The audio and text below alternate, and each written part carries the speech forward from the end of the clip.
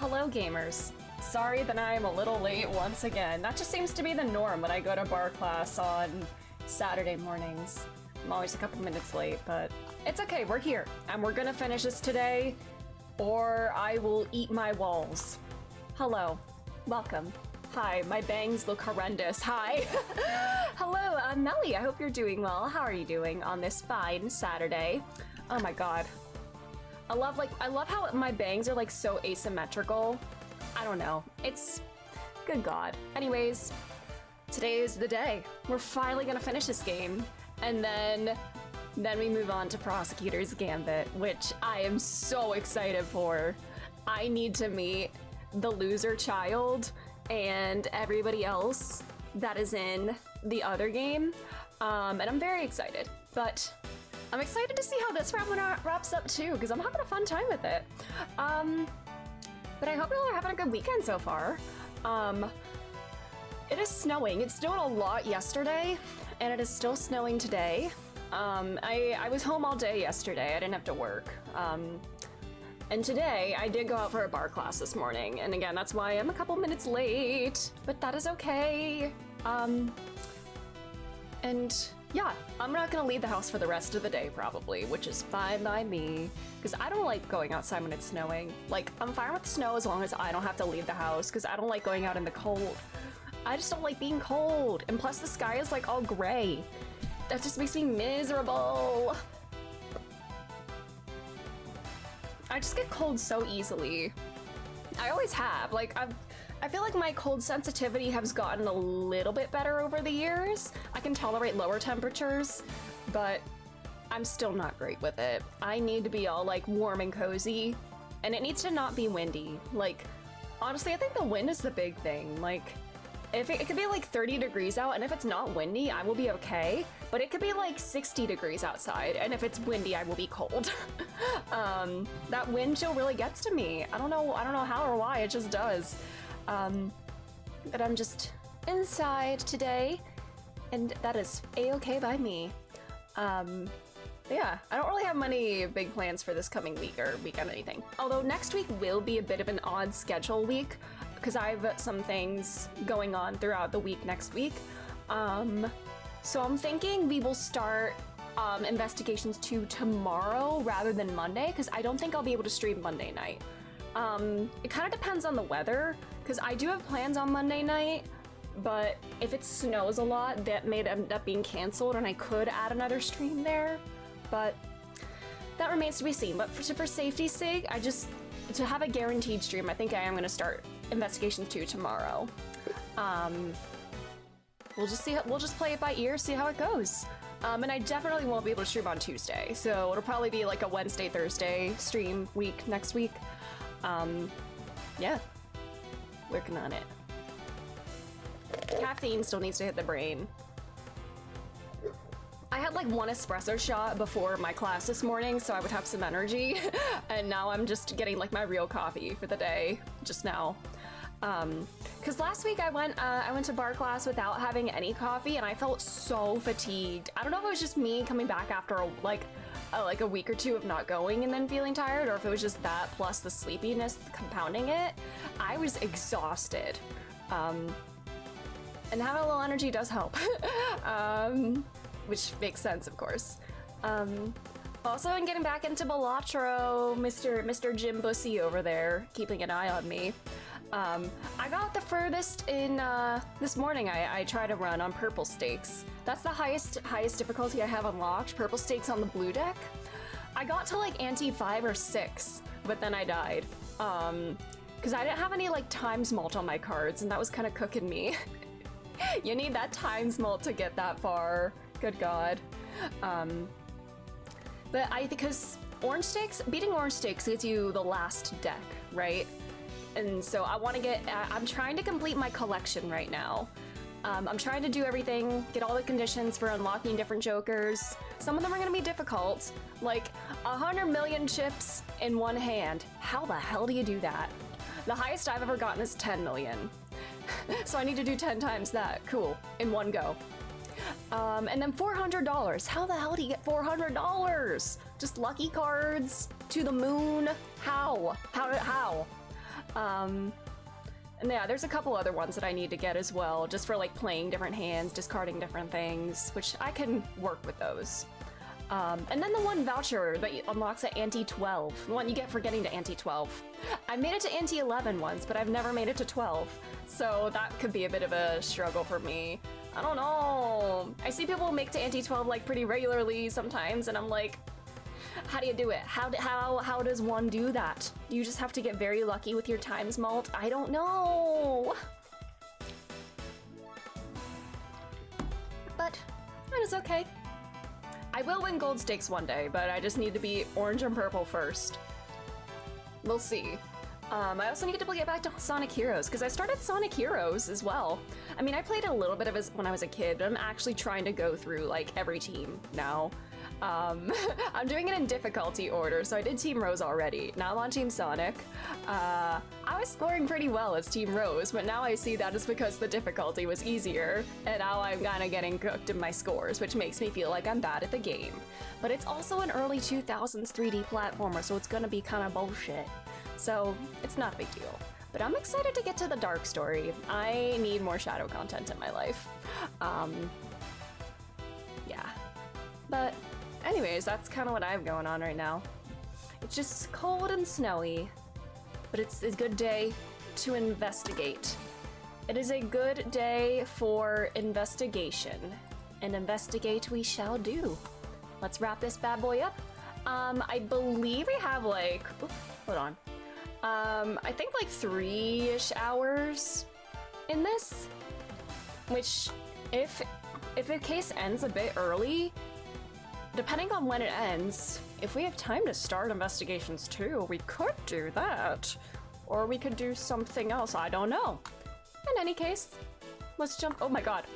My Steam library, oops. I don't know why that was, oh yeah, we were looking at my screenshots last time I played this game. I'm continuing my, 100% run of Metaphor as well. I am at Saints Day, in my New Game Plus attempt, so things. Anyways, let's do this. Let's play Viddy game. Let's finish investigating. We kind of have like all the information really, or at least like the bulk of the information for this case, and it's just a matter of like getting around international law to like prove that this guy is guilty, right? I feel like unless there's like some like super bullshit last minute twist, I feel like we kind of got all the information out in the open. So who knows? I don't know. Let's just see how it goes. We have our guy, now we need to get him within the law. No way, the Shadow mention! Oh my god, it's Shadow the Hedgehog, he's got the spikes and everything! Is Shadow our thief? He who is above the law. He who is above the law, is he the ultimate life form? Alright, this has to be the last portion, our last to be continued. These pictures were not here earlier. Oh, is this guy in on it? I don't know, I'm trying to think if there could be any other last minute bullshit twists. Aside from like, you know, we got the guy in the ring, but we can't get him because we're technically not on American soil and we can't prosecute him here. But couldn't like the Alabast courts prosecute him? I don't know. I don't know how the law works over there. But some of my theories ended up being right. I don't remember if back, I think I had it in my head, I was thinking, but I didn't say it out loud. When in case 4, when he said like there's 3 legs of the Yatagarasu, did I say out loud like, oh, is it a 3-person group? I may have said that out loud, but I did kind of like turn that idea in my head, but I don't know. But yeah. Anyways, let's get into it. March 15th, it's 2:11 a.m. I think Miles Edgeworth has been awake for like 24 hours now. This man needs sleep. I can't believe it's extraterritoriality. Yes, and there is nothing we can really do about that. Can we not bring it to attention of like the attention of like the Alabastian authorities? Like, how does that work? Can we not like tell like a lawyer or a prosecutor in his own country? I don't understand. Listen, I don't have much knowledge of like the law in this kind of regard, and Not that Ace Attorney actually follows, like, real-life law. But couldn't we just let somebody know who does have the authority to prosecute? I don't know. Do we know any Alabastian prosecutors? I can't believe that even though we know he's the boss, we can't lay a finger on him. I know. Hey, Mr. Prosecutor, sorry to skip out on you, but I've got some business to take care of. Oh yeah, he was shot, by the way, and he's still standing. Yeah.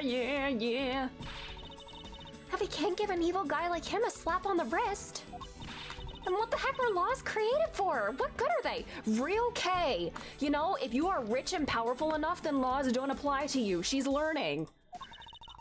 If the law can't help us, then I'll go as the Yatagarasu and take care of this myself. As you should, Kay, honestly. Don't you dare. You know what? Maybe we do need a little vigilanteism here. Like, if nothing else is working. Mr. Edgeworth. Sorry, that was a bit too harsh. I know how you feel, sir. We're trying to take on an ambassador after all. And he did tell us earlier to get out of the theater. This is kind of their country, I guess. But I feel like I've been slapped across the face for just doing my job. What am I going to do? Should I retreat for now and formulate a better plan of attack? Come on, everyone. We can't give up yet. Kay. I want you to think about something for a sec. We never let up for even a second, and as long as we don't stop investigating, we might find the rotten treasure hidden here. She's right. Come on, Mr. Edgeworth. This is basically Alba's palace. We just need to find the treasure. You're right, Kay. Very well. Let us reopen the investigation and see what we find. Come on, Kay. Do we even have the authority to do that? Didn't they, like, kick us out? Right behind you. Okay, and I'll go check out Babel a bit more, sir. Haven't we essentially been, like, kicked out, though? How are we gonna get in there? And I have something that I need to investigate further in Alabast. I guess she is authority, at least. Was it just Edgeworth that and then... Now then. Before I gather any more information, I should do a bit of housekeeping. Passion Flowers data erased. We don't need those anymore. Alright. Okay, there's something he doesn't want us to investigate. Okay.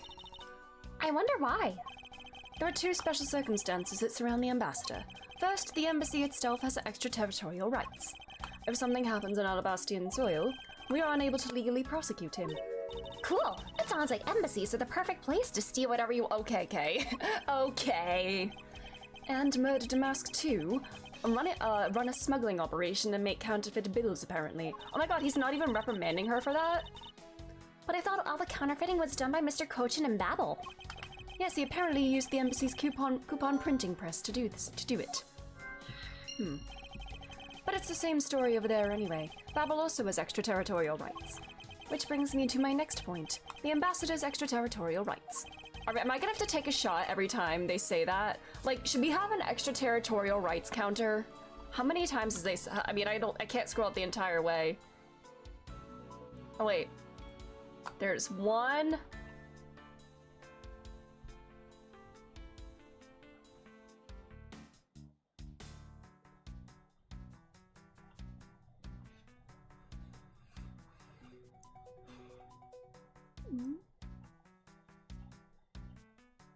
Two.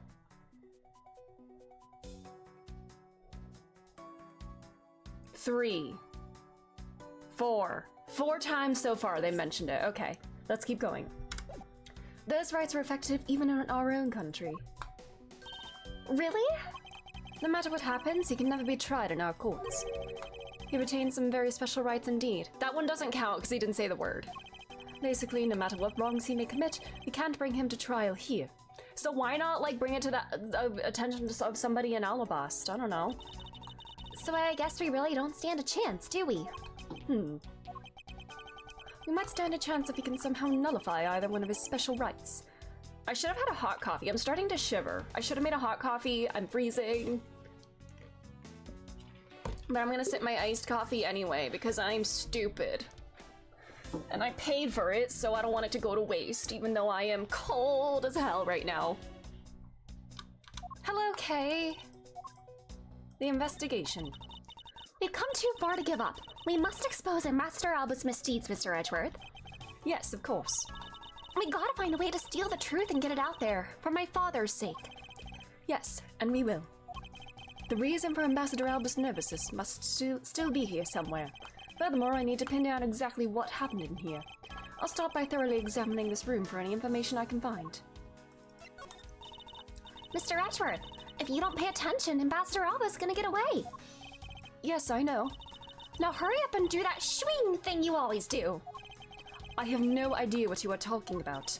What? You don't? Oh, come on. You know what I'm talking about. That thing you do. Are you talking about logic?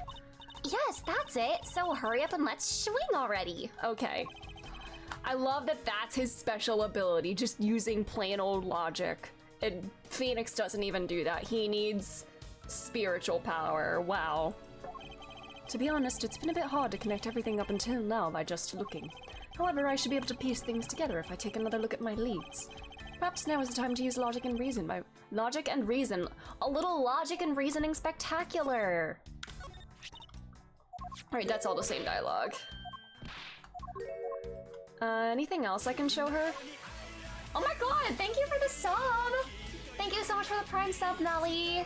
Thank you so much. What do we want to show Kay? Hey, do you want a samurai dog?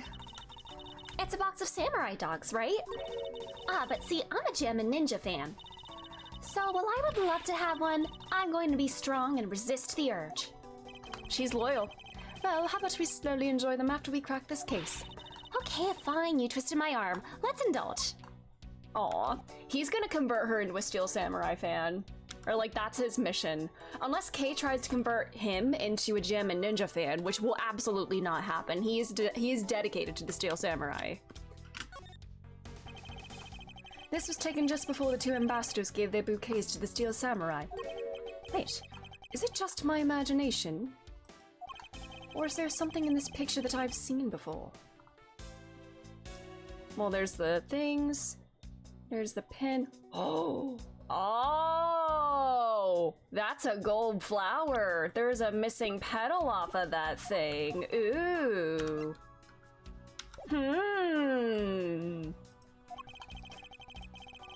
Every suspicious-looking nook and cranny. Well, we will inspect that last, then. And there's that troublemaker standing there smack in the center making two peace signs. Wow, the Steel Samurai stands out even more than the two ambassadors in this picture. Oh hey, the person playing the Steel Samurai is one of your friends, right? No, I have no idea who he is. Wait, but you just said he. You knew which gender he was, so you must know him, right? I beg that you please refrain from talking about that person with me ever again. Real! Mr. Polino has a really great smile, don't you think? I bet he was really happy that they were going to become Kadobia again. Perhaps. But instead, he became the greatest victim in today's case. An ambassador like him who is always thinking of his country is really to be admired. Is he innocent, though? Was it really all just Manny? Yeah, although this happened, I hope they'll be able to reunite the country someday. I hope so as well, but for that to happen, we need to solve this case first. We need to see to it that those who would harm the new Kadobia are locked away. And we will. It seems that lilies are at the center of this bouquet, with an accent of chamomile mentioned. Wow, I can totally smell the wonderful fragrance. Kay, this is just a picture. Look, I know that. Use your imagination, Mr. Edgeworth. But it's nice to imagine things once in a while, you know? Yeah, Where's your sense of empathy? Real! get his ass, Kay. If you can smell the fragrance of flowers from a photo, that's more like a hallucination. Use your imagination, Edgeworth. You don't have to be mean about it. Let's just drop this before it's in full bloom. Butterfly. I can't believe he was pretending to be a harmless old grandpa. Talk about deceptive. I don't suppose anyone expected him to change that drastically. I bet he's thinking of something evil behind that cheery smile. Okay, please try to remain calm and focused on the here and now. Yeah, you're right. Sorry I got all worked up there. Well, the only way we're gonna be able to steal the truth is if we keep on investigating. It appears to be a bouquet of Persian cyclamens and roses. Wow, you even know the exact species? I never would have figured you for an expert on flowers. Well, somebody has to be if Phoenix isn't. He and Phoenix complement each other so well. Miles has good flower knowledge. Mm-hmm. He had to compensate for Phoenix only knowing the names of 3 flowers. It's all because of those flowers that old lady sends me. Oh, well, never mind. Just look at me. I sound like some sort of botanist. Level your botanist in 14. Oh god, I gotta get back to 14. I have been slacking so much on 14. So, what exactly is this yellow flower here? My voice, it's still warming up. I'm not sure. That's the Cadopian symbol. What? You don't know? There's something even you don't know, Mr. Edgeworth? Wow. As far as I can recall, I've never seen a flower like this before. But I feel as though I've seen this shape somewhere before.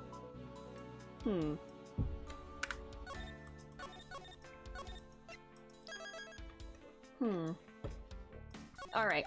It looks like it's the whole bouquet that's a point of interest rather than just this one flower. Well, we'll do this now. And this was somehow in the pool. Oh my god, I have like no health. Urethra! Could this piece of evidence be related to this photo somehow? Ah, fuck. Alright, I guess I need to do the picture itself. I'm ahead of the game, once again. I feel like this happens so much with this game. Like, I'm like several steps ahead. So we'll just go with the logo of, Alabast. It would be this, right? Urethra! Oh, no. Alright.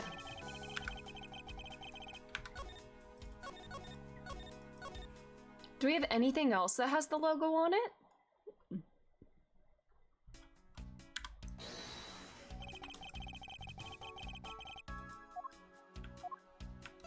This doesn't. No. These are Zhengfa bills.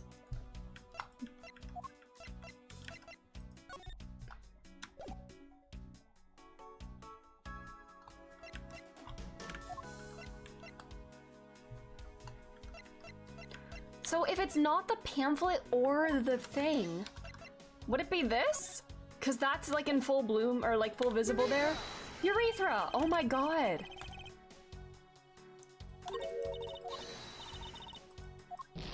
What the hell?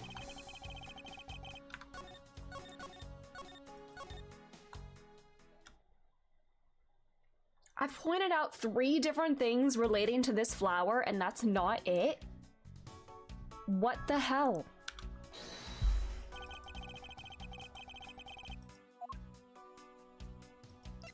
Oh! Oh! Oh! How come I never noticed this before? Oh my god. Oh, brother!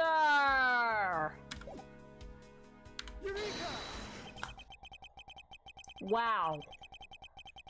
I can't believe I never noticed that. What the actual hell? How did, like, my eyes completely glaze over this? I'm slipping. I'm like slipping up in my deductive abilities. Babel's national symbol is the butterfly, and Alabast is the flower. There's a knife in there. That's a knife. It appears that someone is employing the old hide a tree in the forest trick. What are you mumbling to yourself about? Wait, what? The handle on this knife! Ah! Yes, it's the handle that was supposed to be on the blade that killed Mr. Cochin. The weapon that killed him was carried through the Theatrum Neutralis.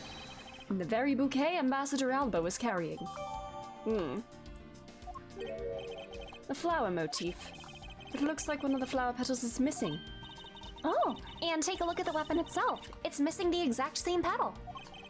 And the knife in this photo is most definitely the same as this murder weapon.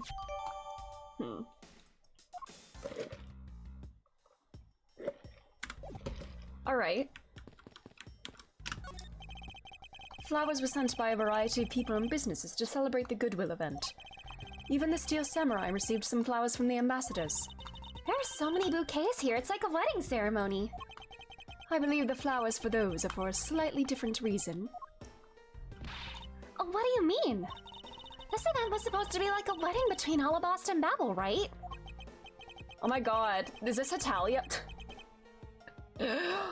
In the Ace Attorney universe, does a show like Hetalia exist? And if so, are there like personifications of Alabasta and Babel and people make like ship art of them? And Cadopia is like their child? Oh, I hate that I'm like speaking this into the universe. Actually, I believe they're more in a state of divorce. Aww. Okay, then. This event was supposed to be their remarriage ceremony. Or maybe it's like a Steven Universe fusion type thing. They fuse and become Cadopia. I suppose you could call it that.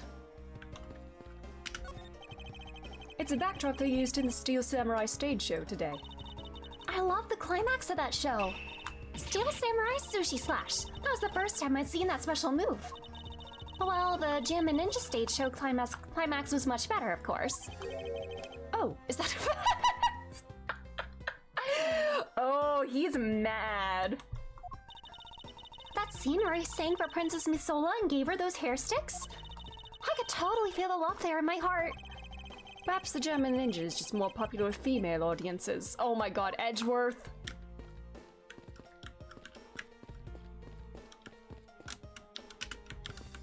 I can't inspect that anymore. These flowers were sent by Global Studios. Global Studios? That's where they filmed the Steel Samurai television show. They've been producing hit after hit recently, so the studio is being remodeled. Oh, I read about that in the papers the other day. The mascot of theirs is also getting a facelift too. This is the same dialogue, I think. Mr. Monkey! You're such a fake fan, Edgeworth. Great memory, sure he does. Hello. Welcome to the Embassy of Babel. I'm sorry, but I don't really need to enter your country at this time. Right now, for a limited time, here at the Babelese Embassy, we're offering the very special experience, the Terrifying Fire's Ashes. Oh my god. This feels like, he feels like the Gatewater bellboy. Oh my god. We're fine, thanks. We have an investigation to run.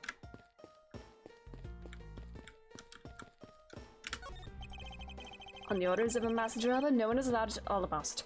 Didn't Franziska just go in there? Yeah, I thought a lady with a whip passed through here not too long ago. She's from Interpol and had the proper paperwork.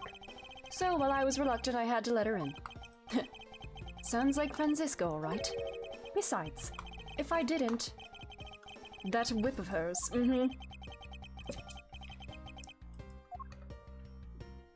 oh my god, Edgeworth said yup in his head instead of like yes. That's news to me. Is that everything I can investigate? Can I, or the door? Alright, I'm confined to this room. Wait, window. You can see the Babelese Embassy, which is undergoing major renovations. From room expansions to garden upkeep, it looks like a lot of construction is going on. Mr. Polino said that all this work is really hard on him. He said that since Mr. Koshin passed away, that maybe I could work part-time for him. She got really chummy with that ambassador. I wish...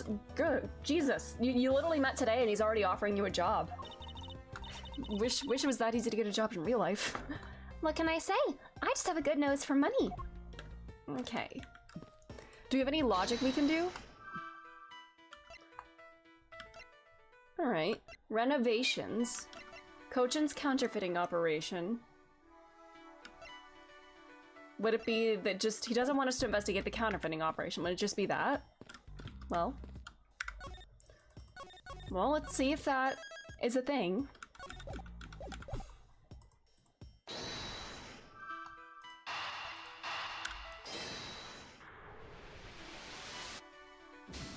Okay, yeah, that seemed a little too obvious.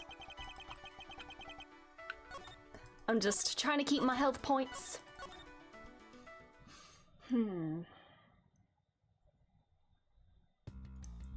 That is everything, right? So... I am at the point where I have to logic, I guess. The Babyliss Embassy used the printing press and Babyliss ink to make counterfeiting bills. It's undergoing renovations too. He doesn't want us to investigate. I don't know if any of these connect. Let's just see. Could the renovation somehow connect to this? Could it make it easier to, like, do this? We know that the counterfeit bills are printed using the embassy's press, but the necessary materials, such as the Babyliss ink and paper, must have been hidden in a secure location. But what do you think would have happened if the renovation had begun? Well, he probably had to find a better hiding place or get rid of it all. Right, so we can assume the renovation was the cause of the plate and bills disposal. And the reason Mr. Kochin was killed is the ringleader of the smuggling operation. Based on what we know, who do you think was the one with the most to gain?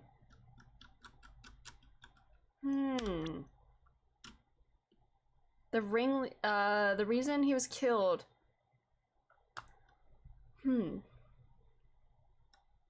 Yeah, if the renovation. It's the one person who's been erasing all evidence of the smuggling operation. From both embassies, the co-conspirator who is mopping up Ambassador Alba. Ambassador Alba had a very strong motive to kill Manny Kochin. Alright. So he's the real killer of both! Aha! The cause of Ambassador Alba's agitation, the rotten treasure we may find, and the motive for killing Manny Kochin, Mr. Kochin. Miss Yu said it herself that she didn't kill anyone tonight. If we were to take her words at face value, then the reason for the ambassador's nervousness can only be one thing. He didn't want us to discover the real circumstances under which Mr. Kochin was killed. Then you mean Ambassador Alba's the real killer? But I thought the two of them were friends. Maybe they were, but what if Mr. Kochin was the one who first betrayed their friendship? No, betrayal! Oh, I get it. Wasn't Mr. Kochin pushing really hard for Mr. Polino to be ambassador after the reunification? Yes, and that was the real reason why I wanted to steal Alabast's Primidoc statue. So Mr. Kochin hired Damask too to go steal it for him. When Ambassador Alba found out what he was up to, he killed Mr. Kochin? It is definitely a possibility at this point. Those two really were thinking of no one but themselves. But the question now is, how did he do it? Ambassador Alba was in Alabast, but Mr. Kochin's body was discovered in Babel, right? Right, and that is what we must solve next. What if Manny was killed in Alabast? No. I mean, there's no blood, like, on the ground. No, there is blood. There's a lot of blood. Is this all blood? Or is that just, like, fire? I don't know. I don't even know. Could he have been killed in Babel and then, like, or killed in Alabast and then, like, yeeted? Yeah, the body wasn't burnt. So, he was... Maybe his body was planted there after the fire then. Was he sent... Oh my god. Oh my god. What if this is this... We said this is the statue. What if this could actually be the body? I don't know.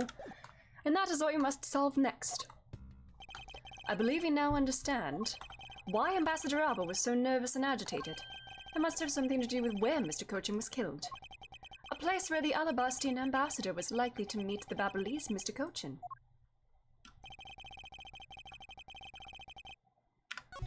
Would it be Theatrum Neutralis? Because Alba wasn't in Babel at all, right? Or in the Rose Garden, even. Take that! The only place that makes sense is here at the Theatrum Neutralis. What? Here? The Goodwill event was being held here today, correct? So the only place that the both of them would have been in is here. But if that's the case, then everything changes.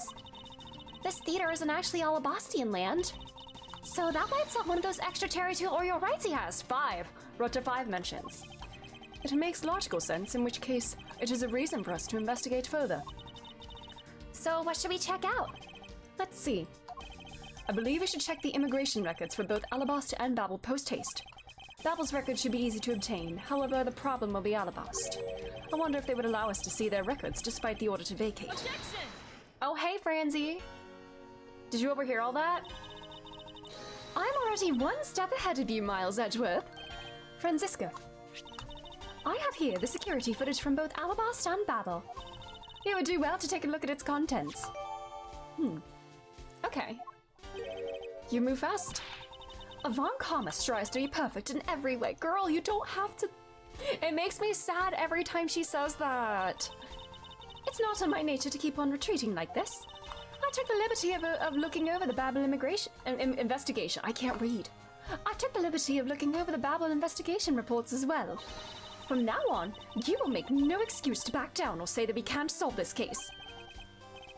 I'm sorry about earlier. We won't be beaten. Because my cute little subordinate is going to try his very best, isn't he? Hasn't she patronized me enough already for a lifetime? No, she's got to keep doing it. So this video contains footage from Alabast's immigration screening area. I just realized I'm like not covering, my camera isn't covering her face because she's still short. Sorry, I know that's a sore point for her. I really hope there's something in here that we can use. Is Kay taller than Franziska? I kind of hope she is. Alright, 5:21 p.m. Ooh, 22. The body's in there. Right. The body's in the stroller. And then he dumped it in the body wasn't wet, was it? There would have been blood in the water then, too.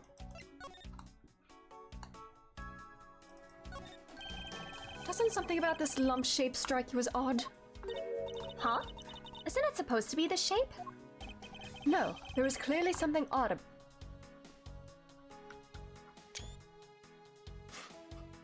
I've seen this screenshot out of context before.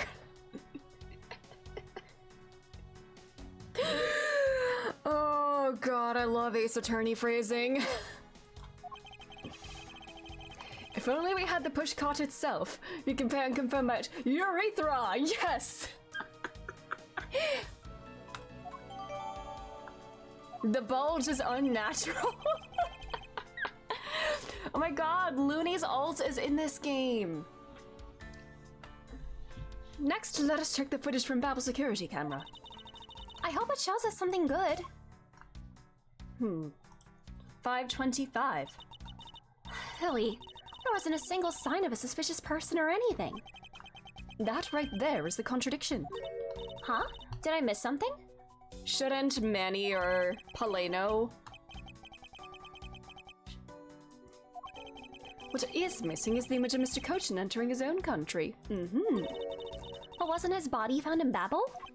It would appear that the true face of our final puzzle has finally revealed itself.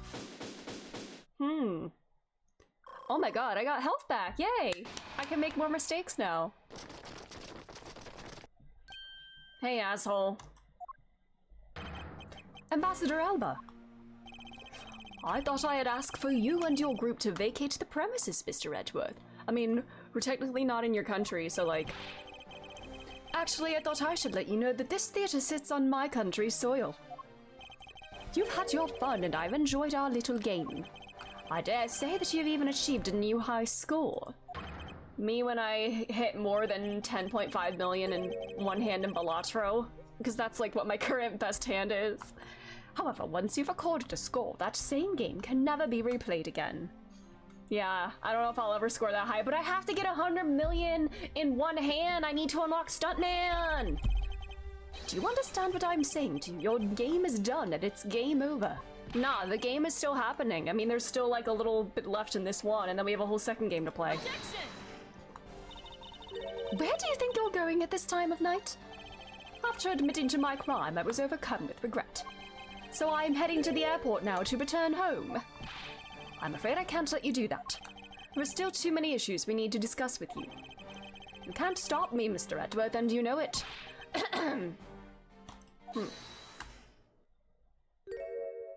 How does he come into play? Please, may I have a little bit of your time, Ambassador Alba? Ambassador Paleno. Oh, ew, he is melting. Even just a teeny tiny bit is fine with me. The already strained relationship between our countries is in a precarious situation, you know. Very well, if you insist. I'll play just one more round with them and see what they want. Not that they'll get any further. Ambassador Polano. Mr. Edgeworth, all I wish is for the normalization of relationships between our two countries. But there's one person standing in the way of that dream. I believe in you. You'll do what's right. Thank you for your vote of confidence. Alright, buddy. Now then, what was it you wanted to ask me about? I do have a flight to catch after all. Oh my god, my vocal cords feel so cold! One question, oh god. I want to hear your alibi about how you couldn't have killed Manny Cochin. Oh, I see. Don't call me a hoe. You seem to have had a good hand this time around. Oh my god, does he really think we're just playing Balatro here? Me when I have a good hand to play. This really is the very last chance we have to bring him down. I won't allow even an atom-sized contradiction to slip by. Alba's alibi. We still have the... Well, we're back to this theme.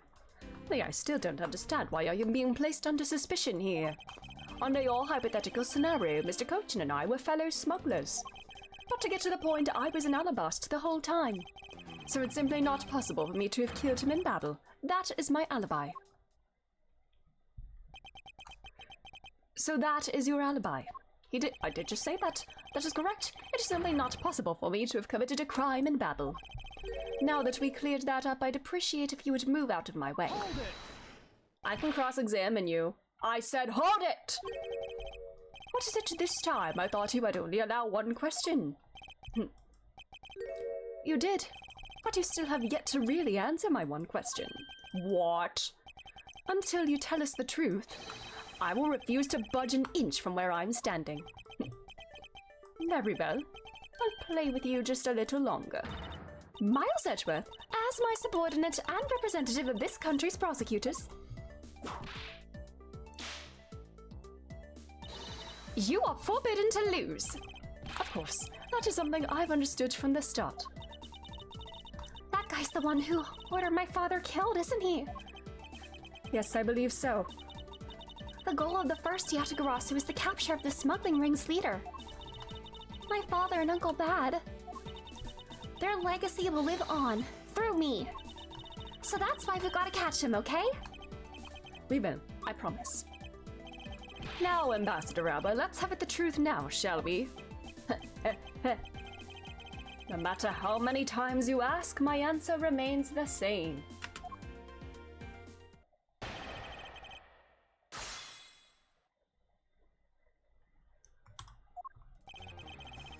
His alibi. Hold it! Being the leader of a smuggling ring while taking on the duties of an ambassadorship. Don't you think that that combination is more than enough reason for suspicion? Then there is the matter of the crossbow arrows and the Primidoc statues. He has his own objections? Oh my god. You're not a lawyer, buddy. You're not a prosecutor. You don't get to say that. All of that is nothing more than your flights of fancy. What do you mean by that? Hold it! It's not a hypothesis. Earlier we proved it to be what happened. Ha ha ha. Well, let's leave that to one side for now. Because it doesn't change the fact that I have no motive. Oh, so you really had no reason to kill Mr. Cochin? If you want to suppose I had one, then why not? I'll indulge you. After all, this is nothing more than a silly game to me. Even if that's how you see things, I'd appreciate if you would take me seriously. Oh, my voice. Gwahaha. Oh my god, Gwahatia? That's also how Pluto laughed in Amori, right? I'm sorry, I suppose you are in a bit of a pickle. Very well. A game is no fun if the playing field isn't level. Therefore, I formally claim that I had no motive to kill. Now, let's see you disprove it. How can he stand there looking proud when he knows he killed another human being? Well, I'm not going to stand by and just watch him get away with his crimes. Well, let's press for dialogue. Are you serious that just because you are partners that you had no motive to kill? I'm only following your hypothetical scenario to its logical conclusion. Ha ha ha. Looks like he's not going to admit it himself that he was in league with Mr. Koshin. I suppose not. But I do know his relation to the smuggling ring and to Mr. Kochin. You mean he's the ringleader and then Mr. Koshin is his subordinate, right? Correct, but I know more than just that. Miss Von Karma, I'm sure you remember the safe in Mr. Kochin's office, correct? Yes. The safe had 2 compartments to it, didn't it? Yes, and why do you think those stolen goods are being stored in Mr. Kochin's office? Could it be because he was trying to cheat Ambassador Alba behind his back? So Mr. Kochin didn't turn the goods over, but decided instead to keep them for himself. I suppose that's possible. It seems to me that both men were only concerned with their own wealth and well-being. And that means that maybe they didn't have a trusting relationship after all. What Ambassador Alba had to gain, I believe that is his motive for killing Mr. Kochin. How does McCrindle fit into all of this? Good question. Maybe he's the actual ringleader, and Alba. Maybe Alba actually isn't the ringleader. Oh, also hi Jake, hi Claire. I hope you're having a good crindling day. What are you people whispering about amongst yourselves over there? Oh my god, my voice. My vocal cords feel so tight right now, oh god. I'm sorry to have kept you waiting. Now then, let's continue with your testimony. Alright, so let's just press for dialogue. Hold it! I'm crindled up. I'm working. Oh no, I hope work isn't too stressful. I'm so sorry. And what exactly did you do while you were in Alabast? I had a meeting with the Steel Samurai and then I arranged a few files. Around that time, the thief who was sneaking in took me by surprise. Are you saying it was Damask 2 that made the first move? Yes, and it was after I was attacked that I hit him on the head with the Primidoc statue. Unfortunately, he died from the blow, but it was an act of justified self-defense. Brother. Calling it that doesn't cover up what you really did. Ha ha ha ha ha. Cover up? No, my boy, I'm not covering up anything. I'm telling the truth. You weren't planning to admit it, which is why you tried to frame the Steel Samurai. If you weren't an ambassador, I'd be letting my whip fly loose on you right now. You should still do that, Francisca. Like, kill this man. I'm terribly sorry that I didn't clean up the body better, but I am a busy man. I think Francisca should be allowed one free murder, and I think she should use it on Larry. I had a speech to give in the Rose Garden after that, you know. Yet despite that, you still had time to kill Mr. Kochin, did he? I don't know why, I looked at that and for a second my brain read it as Mr. Crindle. No! Man is evil, and I'm sure you are familiar with the facts, but killing McCrindle, no! Is McCrindle gonna show up in the next game? Oh no. Mr. Kochin was killed in Babel while I was all the way in Alabast. How can we, like, is there any kind of pun we can make with the name McCrindle? Because if so, we could then try to, like, fit him into the Ace Attorney universe. The smiley face! Alright. I did this, right? I pressed this one, right? God. Alright. I didn't press this last one yet. Hold it! Let's be evil. Valid. You insist that it's not possible for you to have killed Mr. Kochin in Babel. And you are correct. Oh, I thought you would put up a bit more of a fight, but if you must concede to me, the only thing I am conceding is that it's not possible for you to kill him in Babel. I'm not conceding that your alibi is the truth. However, no matter how you tried, know that you can't crush my alibi. You would be wise not to underestimate a prosecutor of this country. We'll see about that. So Mr. Kochin was a friend of Ambassador Alba. Friend? Were they like lovers to enemies or something? Although it seems like Manny and Paleno had a very, intimate relationship. Although Manny seemed to kind of take advantage of Polino a lot, so maybe they didn't have the healthiest relationship. If that's true, then why did the ambassador kill him? It's not like in the case of my father where he ordered someone to do it. The problem we have here is we don't know what their exact relationship was. Indeed. If they had complete trust in each other, you know what? Another stupid theory. They have similar hair, right? No, not exactly. What if that's... Did he kill his own son? I mean, they have very, like, angular faces, both of them. I don't know. One last bullshit theory? Both men were very selfish, and I believe that is from where his motive arose. Alright. Alright. He wouldn't kill his own son, would he? Who let Grandpa out? I did. Sorry about that. He had the zoomies, and I needed to let him out and run around.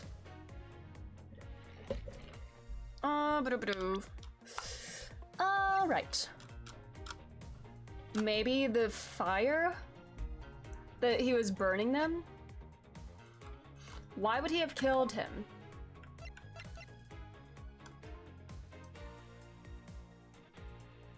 This? Objection! The theft, yeah. If you want to know, I believe you did have a motive to kill. So take Grandpa back inside. It is very cold. And I'm drinking iced coffee despite the fact that it's cold outside and I'm kind of shivering. And my vocal cords are all like shriveled up and tight too. It was because Mr. Cochin had betrayed you. But you had your own reason too. Namely, you wanted to pin the smuggling on him. Oh god, I should make a note. I need to get some throat coat. I should try to get back into drinking throat coat regularly, because I used to drink it all the time in college, when I was like in like voice and speech classes and everything. But if I wanted like getting to that, throat coat is so good. It feels so like nice on the throat. Buy throat coat. I'm making a note of that.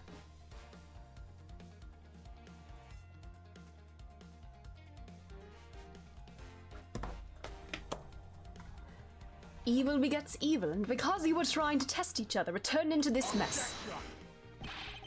That sounds like Loki like Von Karma. Wait, no. It's like the same intonation almost as Van Zeeks' objection. It sounds like a fusion of Van Zeeks and Von Karma almost. I don't believe this. You have a bad penchant for telling tall tales, Mr. Prosecutor. And if you're not, then I suppose you have some proof to support your argument. I never use guesswork in moving my cases forward. It has been proven that this note was written by Mr. Cochin's hand. Shall we take a look at it? The content of this note is a request calling for the theft of Alabast's Primadux statue. By killing him and pushing all of the guilt for the smuggling onto him, you walk away spotless. I believe you understand what I'm driving at. You had more than a few reasons to kill him. You can't just stop the music with a wave of your hand. You're not a goddamn conductor, buddy. Are you finished with your hypothesizing? Excuse me? Let's suppose I did have a motive. Even so, a motive or a thought alone can't kill. I mean, in some universes, if you could kill people with your mind, like, Franziska would be murdering you right now, as she should. Isn't that right? I didn't expect him to resort to playing the semantics game with me. It appears that this is where the real battle will begin. Now then, if you will excuse— No! Wait! What? I told you at the very beginning, didn't I? You only get one question. I mean, I didn't technically ask a question, did I? Let's see. Did I say, isn't that— No, that's him.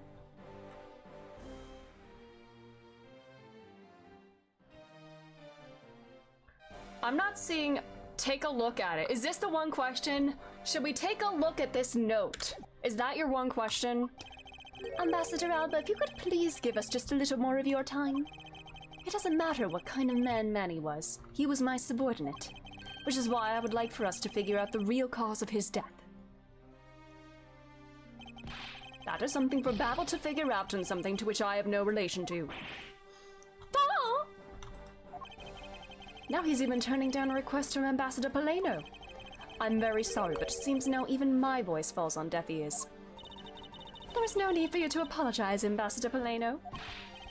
Oh, we must find some way to stop him from leaving. Can we, like, trip him? Seems there are no further objections. In that case, please allow me to return home. Kay, jump this man! Kay! Is that Kay? Yes! Hold it right there, Ambassador Alba. Kay? Like I said, Mr. Edgeworth, the Yatagarasu's legacy will live on through me. Yes, but how do you suggest we stop him from leaving? Jump him! Just, like, trip him or something! You just leave that to me. Ambassador Alba, do you recognize this? No, and why should I recognize that tattered old organizer? That's her dad's. From 7 years ago. That is a clue my father, Bern Verde, left for us. Oh, you know that name. Mr. Faraday's organizer? Don't tell me this is the one in the second KG8 incident. The one in which he wrote about the Yatagarasu's key. Yes, this organizer belonged to the prosecutor you had Miss Yu kill 7 years ago. I have no idea what you are talking about. You say that like it was related to me. Inside this organizer, he wrote up every detail of every evil thing you did. What an amusing little girl you are, but that sort of trickery won't work on me. If you won't believe me, then take a look at this. And what is that toy there? Little thief? Oh. Oh. This thievery device was used by the Yatagarasu, or rather, by my father. 7 years ago, he used this when he snuck into this embassy. What? These two pieces of evidence that hold information the Yatagarasu dug up on you. If you go home now, I won't hesitate to send it all to Alabasta right behind you. Okay, girl, blackmail. Let's go. It'll go get to the point. Blackmailing an ambassador of another country? I love her. She's so me. I want you to go up against Mr. Edgeworth one more time. If you win, then I'll hand over these two pieces of evidence. Oh, she trusts Edgeworth. Yay. Ever the Yatagarasu, ever the thorn in my side. Okay, does that organizer really contain any information on his dirty dealings? It's nothing case-breaking, really. Oh, that it was just a bluff. Just like Phoenix. Aww. Even if it was, we still can't let the info my father and Uncle Bad found go to waste. Plus, just the existence of Little Thief is troublesome enough for him. Those two pieces. Aren't they keepsakes of your father? Here, drink. But, oh my god, my voice! It's okay. I believe in Mr. Edgeworth. He'll come out on top in the end. Okay. When the going gets tough, someone's got to be there to put the wind back in your sails. After all this time, you're still quite the feisty one. I applaud your powerful nature. I refuse to lose this too. Ambassador Alba, you won't be returning home until you give us further testimony. How dare you all, barring a person like me. Ambassador Alba, your testimony if you please. He's mad. Alright, this is the absolute last. Then even if you use all the power of Ambassador Poleno's office, you won't stop me. I can't let this opportunity Kay's created for me go to waste. Part 2. This is not the last testimony. This is not the music that plays during the last test, unless it's gonna play like the super like fast beat when I'm like pressing and stuff. The last time I met with Mr. Cochin was here at the Theatrum Neutralis. After that, I was in Alabas the rest of the time, as I stated earlier. In any case, I did not see Mr. Cochin again after that. So you see, there is no time span in which I could have killed him, wouldn't you agree? Now, since you people are practically begging, I'll allow you to question me. What an arrogant old man. Yes, but no matter. I can't allow this chance to escape us.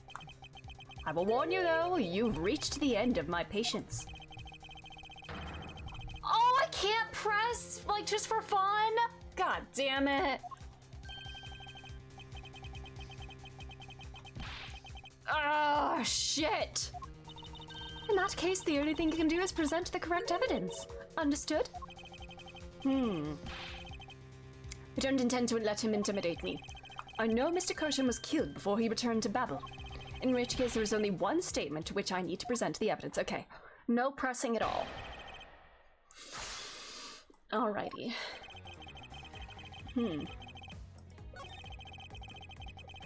Oh yeah, this is definitely not the last testimony.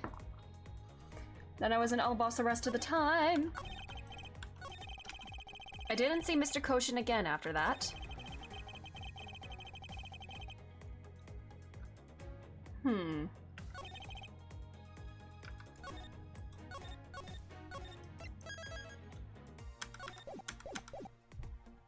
Let's see. He says he was here at the Atrium Neutralis.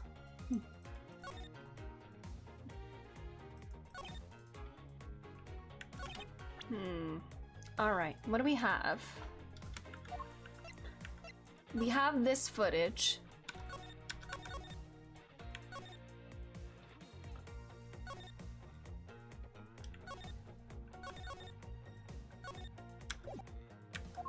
And then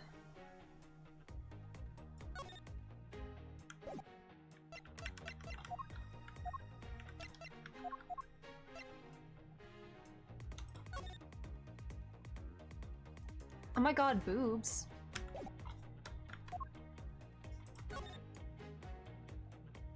Alright, his body is definitely in the cart.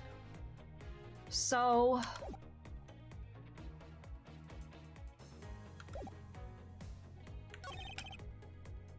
alright, I see there's an ad right now. I'm actually gonna take a quick bathroom break during this ad break. So I'll be back in just a moment. I'm so sorry. I was waiting for a good time, but I will go now. I'll be back.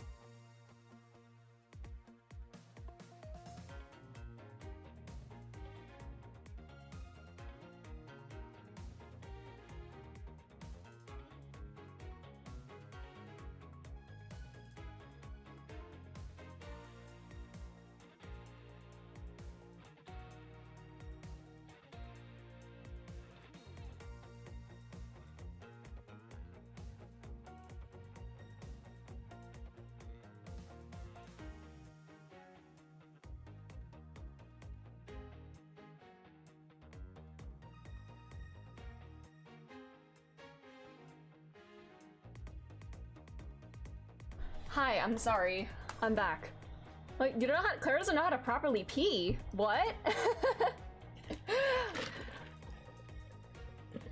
But hello. Sorry about that. Alright. So... I want to take one more look through all this. A time span in which he...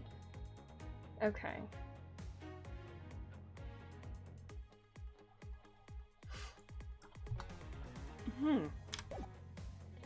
You do know how to properly pee? That's good.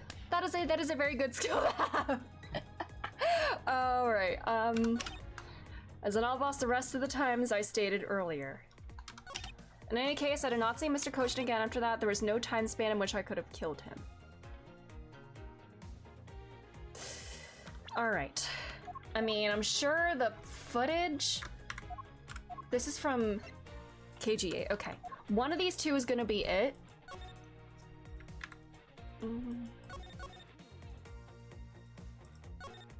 Yeah, Manny should have been going. If he was alive, he would have been here. Would it be like too much of a stretch to... No, Manny should have been dead at that time, right?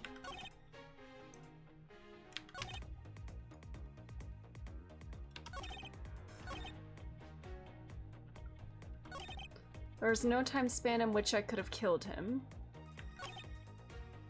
I did not see Mr. Kojin again after that.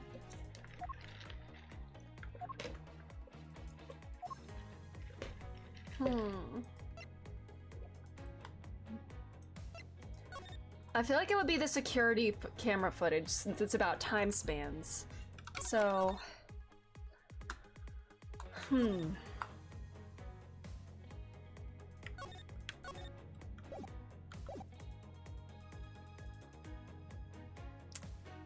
Would it be like too much of an assumption to be like, you did see him, you saw his body, but like, he was dead at this time.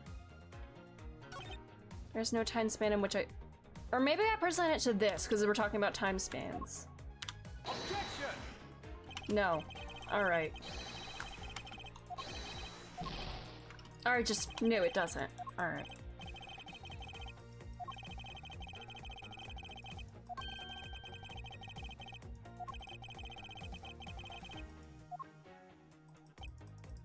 Okay.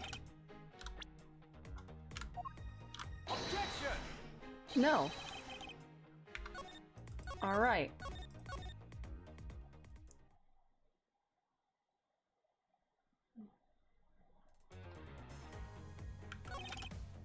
It was an Alabost the rest of the time.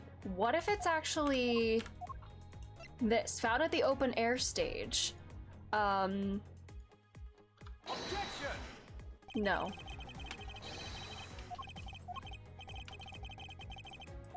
All right.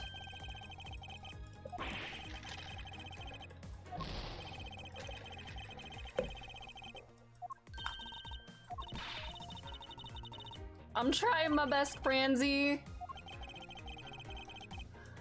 Was this something about like a time sprain? A time sprain? Oh my god, words are so jumbled in my brain right now. I think I tried to say time frame and time span at the same time and it came out as time sprain.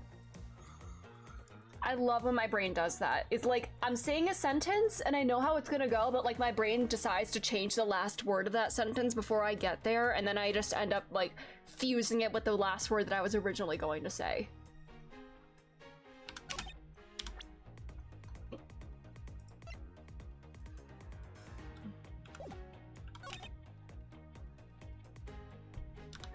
So like, what are we gonna do here?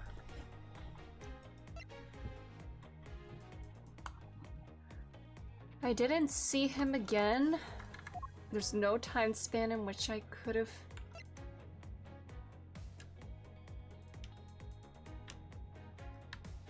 Would it just be the photo? Like, you weren't in there because you went back for here for the photo. Objection! Oh my god, I don't know why this is stumping me. I feel like once I get it, I'm gonna be like face palming. That's how this always is, actually. And this is about pinning the time frame in which he could have killed him. And we've deduced that the scene of the crime is not in Babel. And how do we prove that?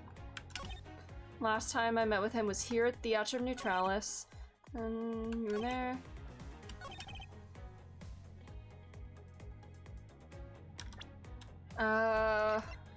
The body not being burnt, would that be it? A sign that he wasn't killed in Babel? Objection! Oh my god! Why am I, like, struggling here?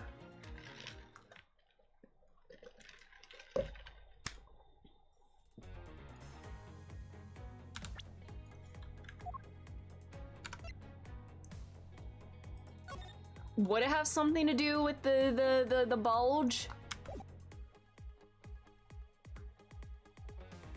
Objection!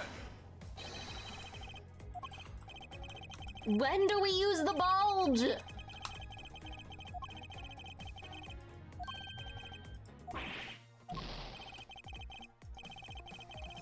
I mean, we have yet to prove that the bulge is the body. So... Objection! Oh my god!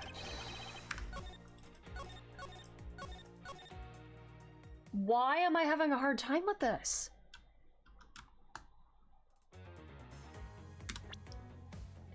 We already used this.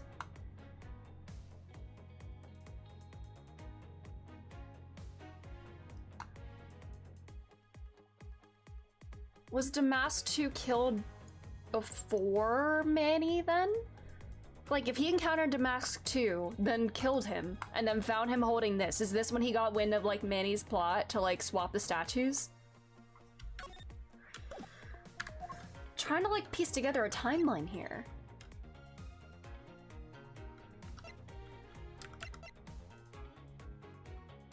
This was found within the statue that Alba smuggled into his country.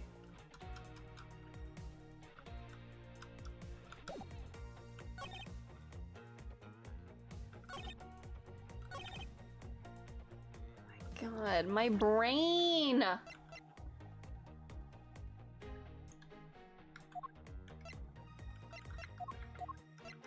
We still have the spear?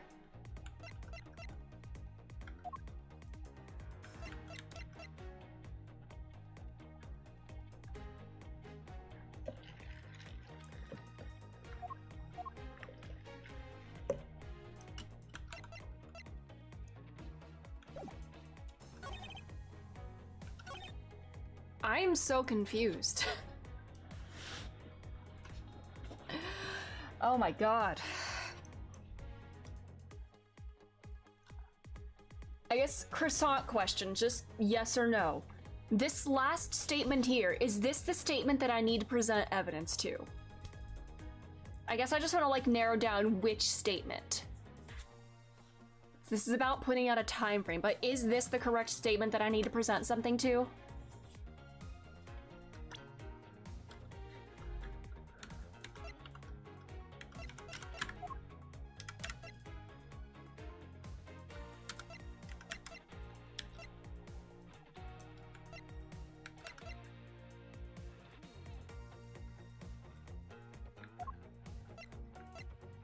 I fear I don't know, that's okay.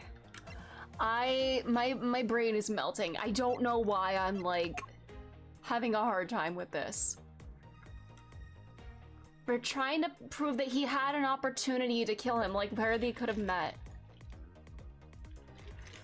And that the murder could have taken place not in Babel? I don't fucking know. The time span makes me think of the security footage, but I did this already, right? Objection! Yeah, that's not it.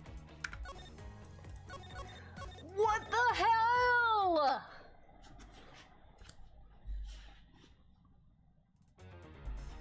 Didn't see him again after that. Objection! I don't know him.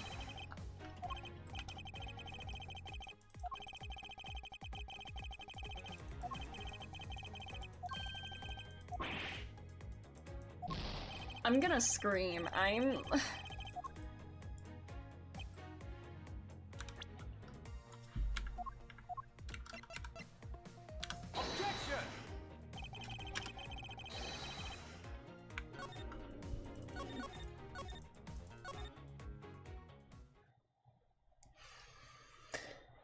It's my badge. You killed him with my badge. Like, okay. I might just like look up. I don't know. Didn't see him again after that. There's no time span in which I could have killed him.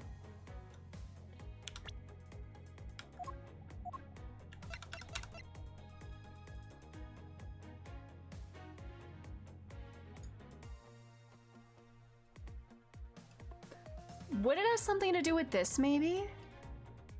The murder weapon can be seen in Mr. Alba's bouquet.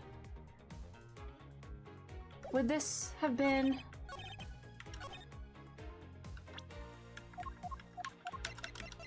Objection! Oh my fucking god.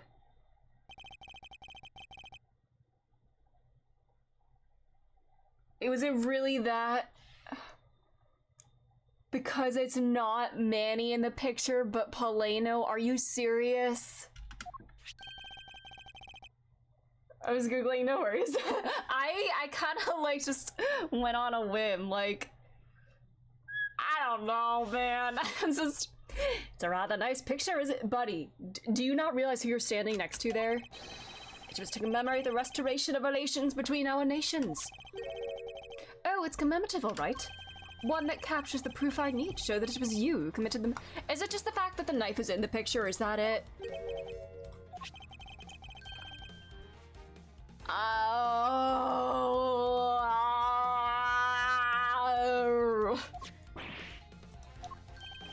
I see and recognize it as well you should, for it was you who brought it to this theater. You hid it among the flowers you were to give to the Steel Samurai, meaning that you killed Manny Cochin here at the theater. Gwahaha! Gwahatia! It's time for me to catch my flight. Objection! We're not through yet. Objection! It's game over for you, Mr. Edgeworth. But I thank you for the entertainment. Buddy, somebody like trip him and make him fall or something. No matter how passionately you orate, the end will still be the same. I won't be returning to this country ever again. That's right. This man is an ambassador. And he has extraterritorial rights 6 times! But the murder took place in Theatrum Neutralis, right? So technically he doesn't have that, right? No matter how hard we chase after him, we won't be able to have him tried in court. Yes, that's exactly the face you should be making. The face of a worthless cur. Okay, fuck you, dude. Oh! Now then, ladies and gentlemen, I must bid you farewell. Kay, trip him. Francisca, like, tie your whip around his leg and make him fall. The Colts. Is there no one who can lay a finger on this man? Gumshoe, come back. Is this really the end? Hey! Oh my god, he's got his boys! Agent Lang. Sorry to keep you waiting, Mr. Prosecutor. Get out of my way. My plane is scheduled to take off soon. Sorry, but you're not going anywhere, Mr. Alba. I'm through playing games with you people. You can't touch me. If you do, it would spark an international incident, Agent Lang. Sorry, but no, it wouldn't. Get his ass, Lang! Hey, Mr. Prosecutor. Good job holding the fort down here until I got back. I love that he's facing the other way now since he's on my side. Yay! So, Mr. Alba. Oh my god, look at this emote that Bryce made the other day of him, since he is the wolf man. Diplomatic immunity has just been revoked. Ooh, got him! What do you mean, revoked? Spare me this nonsense and let me through. Langzi says, before aiming for the throat, chew the neck shield off first. Interpol headquarters in the Imperial household of the Kingdom of Alabast. Took a while to get things rolling, but they finally moved on it. The Imperial household? Ooh, are they firing you? What have you done? You have been relieved of your duties as an ambassador, Mr. Alba. Ooh! Ooh. Ooh. Ooh. What? bro is falling apart. Effective today, effective right now. And you have Mr. Prosecutor's videotape to thank for this. The video the Atagarasi protected. You can't be arrested simply because you're an ambassador. In that case, I thought I'd strip you of that title. Oh, damn! You underestimated me, a descendant of the founder of detainment philosophy, Lang Zi. 4,000 years of deeply entrenched connections and networks around the world really paid off. Oh, he's a frail old man again. It can't be, I don't believe this! My ambassadorship! My ambassadorship! Looks like you're finally coming to grips with your new standing. Woohoo! Looks like he's turned docile again. He's probably in shock from the loss of his shield. What a shame. I'd so wanted to use my whip. You can still do that, Franziska. Like, you know he's just pretending to be like a frail old man. You can still kill him. Why is this happening to me? I'm just a hard-working, honest ambassador. Do you really think you can still pull that on us now? We've already ripped away the mask and seeing you for who you really are, Mr. Alba. Whoa! Objection! No, I won't be stopped now. He still intends to fight us. Yeah, we still have a lot of evidence to use. So what if I am no longer an ambassador? You still don't have any evidence on me? The fact remains that you cannot arrest me. I'd expected no less from you, the boss of the smuggling ring. Well, the rest is up to you, Mr. Prosecutor. Understood. I don't know why I might give him that laugh. You say that I killed Mr. Kochin in the theater, but even if it's true that there was a knife in my bouquet, I left that bouquet in the theater. So anyone could have taken it out from there and used it, right? Besides, the claim that he was killed here itself is odd. After all, wasn't his body discovered in Babel? Are you claiming that I carried his body all the way over there? Preposterous! Objection! I'll be the one to prove whether it's preposterous or not. Ex-ambassador! Oh, ex-ambassador in the highlights! Ooh. Because this is no game! Oh my god, the highlighted words! Oh!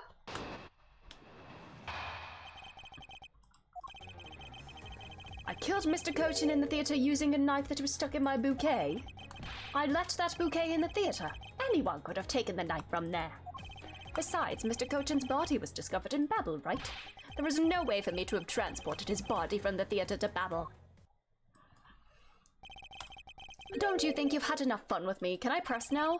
You've already stolen my ambassadorship from me. Would you have me surrender too?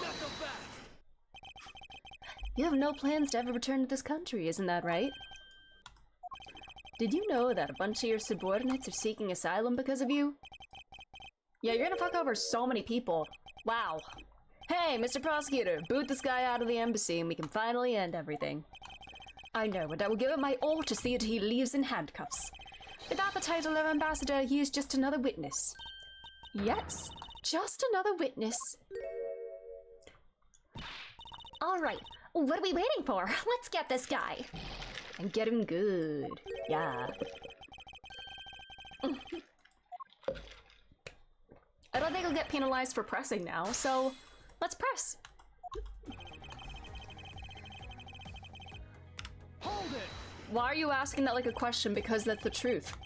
That's right, as I explained earlier. The commemorative photo shows that you had the knife on your personage. Objection!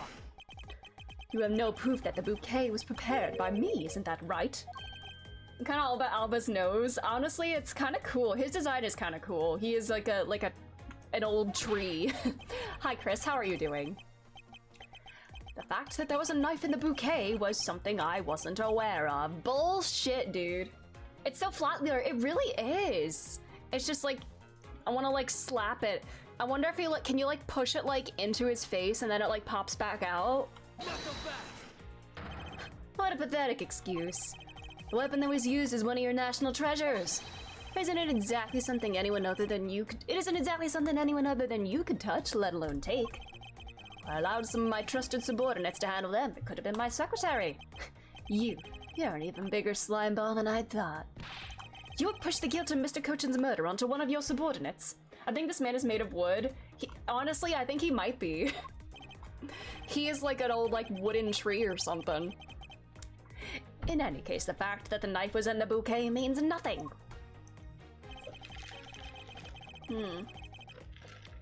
Hold it! You still wish to deny your actions. And you still wish to deny reality and accuse me of murder. What? I am not in denial. Ugh.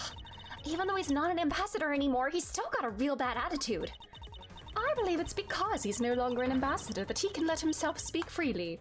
You know, if he's no longer an ambassador, then, like, whipping him wouldn't cause an international incident, right? So, please kill him, Francesca. Pinocchio, if you wish to be a real pain, real! Hi, Cam, how are you? And Wasted, hello. He has herbivore teeth. I see that, yeah. Those teeth are made for, like, munching on leaves. Well, if he's not holding anything back, then neither am I. Neither should I. Wait! For the sake of the case, please refrain from what I think you're about to do. No, I think they should double team him, beat him up. Quite the pair of frightening women you are, but I digress. He may be like an old, like, hardened veteran, but, like, he's also 70 years old. Like, how strong is he actually? I think they both could, like, easily overpower him. Even if he was found embattled, he was killed somewhere else. Stop bluffing, because you can't prove it. That's not true. Edgeworth doesn't bluff. That's Phoenix's thing. If this were a court-martial in my country, you'd have already been removed from the room. Are you taunting us on purpose? Because I'd be happy to show you my claws. Oh, I need to stop. I can't. Also, these glasses make no sense. Hold it! Hold on, Agent Lang, allow me to fight him my way, with evidence. Edgeworth doesn't bluff, he just updates the evidence. True. In anime logic, 7-year-old men are super strong. You know what? That's true. And those glasses are so goofy. They don't look comfortable, but, you know, they're kind of a statement. I was just joking. I'm not so easily ruffled by the likes of him. Too bad. Though I'm no longer an ambassador, it still could have been an international incident. If you have the will to threaten us with that mouth of yours, then perhaps you can use it to return to the testimony. Very well. But to be fair, you should watch what you say as well.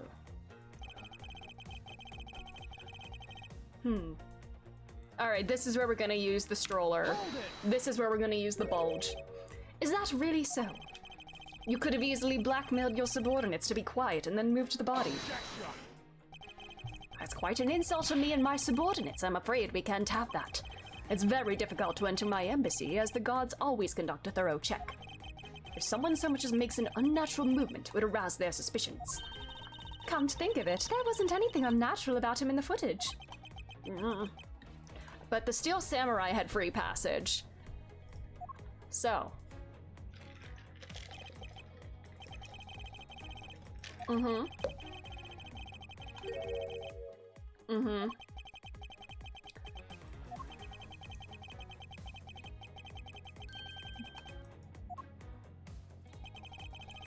If we retrace Mr. Alba's movements, we should find some hint to solving this case.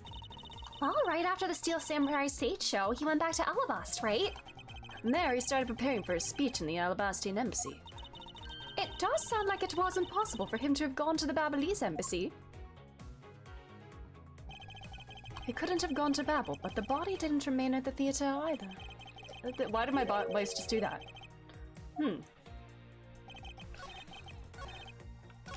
Alright. Larry, once again, at the scene of the crime, quite literally. Objection! Watch this video. There was something clearly odd about the bulge. I do believe there was a way to transport the body out of the theater. Perhaps you should give this a look. What is that supposed to be? It's footage from a security camera that captured the state of the immigration area. Should I congratulate you on getting your hands on it? Just letting you know that we're not the only ones watching your every movement. Thank you for the warning. Now, if you could take a good look at this section here. The bulge. This lump here inside the pushcart. Do you know what's causing it? Should I? Because I don't. In that case, allow me to enlighten you. This is the cause of the unnatural lump. Boom. Take that! What is the meaning of showing me that? It's to say that the unnatural bulge in the pushcart is Mr. Coton's body. Why is it like lump, like... Hold on, I gotta cover my camera. Why are there like two humps? It's like a butt. Why is his body butt shaped? You have the Steel Samurai wheel his body away from the real crime scene. Wow, what a guess. But I wonder if you have any evidence to support it. I admit that for now it is but a hypothesis. However, body more like buddy, so true. If you can't prove it, I'm afraid I must be on my way. Oh my god, buddy, stop trying to leave. Gumshoe, let's go! Gumshoe, let's go! Sorry it took so long, Mr. Edwards, sir. Gumshoe saving the day. We love him. Gummy? Detective Gumshoe, is that the Steel Samurai's pushcart? Yes, sir. I found it in the open-air stage area. Open-air stage area? Look what else we found there! No way! So that's where you went. Detective spirit that Bob's left me with. I thought I'd follow my gut and go with it, sir. So, Mr. Edgeworth, is this worth anything to the case? Yes, it just might play a major role in solving this case, Detective. Oh wait, is this Gumshoe's theme song? Oh my god, wait, this is a remix of Gumshoe's theme. Aww. The heroic Gumshoe theme. But something isn't right. I thought the entire samurai family was an Alabast. Well, Larry was like swimming looking for his son, so... Where exactly in the open-air stage area did you find this pushcart? Found it just lying there at the edge of the stage, sir. Oh, well, let's leave that for now and examine the inside, Detective. Yes, sir. Is there gonna be blood? Yep. Or maybe it's just like ketchup from a samurai dog. It's blood.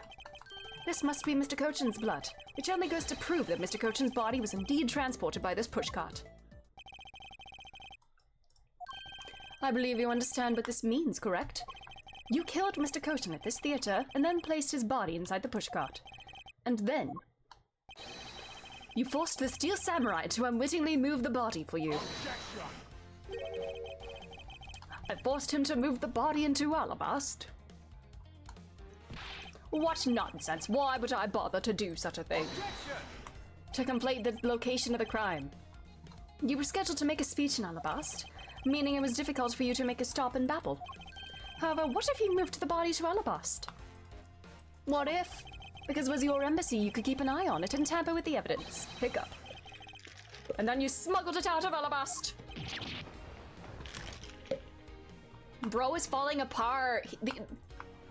Is there anything in there? Does he even have like a skull or a brain or anything? He's just hollow.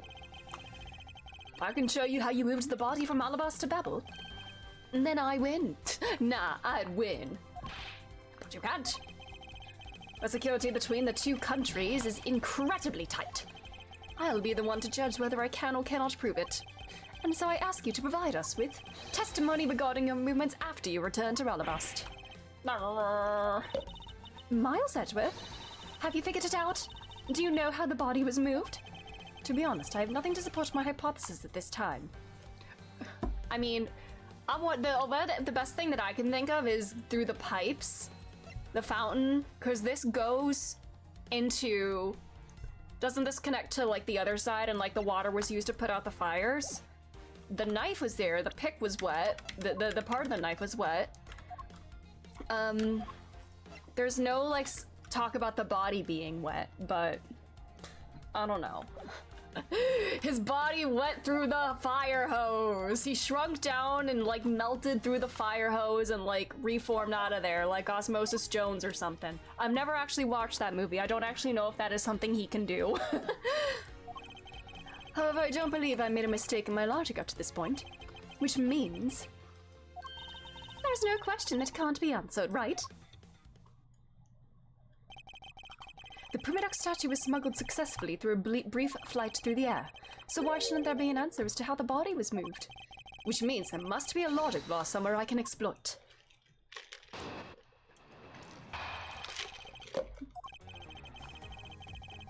Still more testimony after this, holy shit. Oh, I know, this is the testimony. After I returned to Alabasta, I had my picture taken with the Steel Samurai, shaking hands. Then, just as I was about to start my speech, the Yatagarasu appeared. I feared for the national treasures, so I raced back to my office. That's it? Is that all? Yes, that's all. Objection! It looks like you left out a few things, such as the murder of Damask too. Furthermore, you left out the part about meeting with me in your office. Ah, those trifling matters. Yeah, I killed a guy. It's not a big deal. It's not that important. Don't believe I need to speak of those things again. I do so hate to waste time. We're spending so long grilling this man even though we know he's guilty. This is so... You! Is not every life precious? Do you really need me to answer that for you? Objection! People like you cannot be allowed to wander freely through society. Real! Have empathy. And you better try hard, because I doubt you'll find a single contradiction, and I bet I will. He's really full of himself, isn't he? Yes, he is. How can he be so confident at a time like this? Yeah, come, don't be shy. Go ahead and ask whatever you'd like. Alrighty. There is still more testimony after this. Holy shit. Hold it! So why was it only with the Steel Samurai? I thought the Pink Princess was also around. Do you hate women? The Pink Princess was suffering from a bad hip at the time, and the doctors recommended she rest. Wow, so you do have a soft side after all. The pain of a bad hip. I suppose none of you can really understand how it feels. Oh, so you tend to strain your back as well, huh? Just like Phoenix. Aw. But isn't that just because they're normally all hunched over? You did need to keep up the act no matter what, I suppose. The point of this is not to discuss my back problems. For about 15 minutes after our handshake, I was in my office preparing for the speech. Hold it!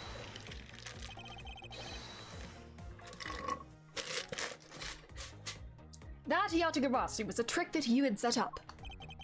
Haha, most amusing joke. And how do you propose that I set it up? If you really want to know, I can explain it in detail for you. You arranged the spotlights in the Rose Garden so that when you had to take the stage, the audience would see the Yatagarasu's shadow. Oh, that is an interesting tale. Sadly, it has nothing to do with me. What's it gonna take for you to fess up anything? Very well then, let's move on to a different question. After the Yatagarasu appeared, what was the state of the Rose Garden? Everyone took refuge inside the embassy. I even helped with the effort. And then once everyone was inside, well... Hold it! And what happened after you returned to your office? I don't want to keep on repeating this, however, upon my return, I had that stroke of bad luck and bumped into Mask Man. Objection! And I don't want to keep on repeating this either. But his name was Damask too. I love that she keeps insisting on that. Aww. She said respect his name. Who cares what he was called? He was also a fake. Where's Ron Delight? I hope Ron and Desiree are living their best lives right now. By the time he got to Primidoc's statue that he was supposed to steal, it had already been swapped for the fake.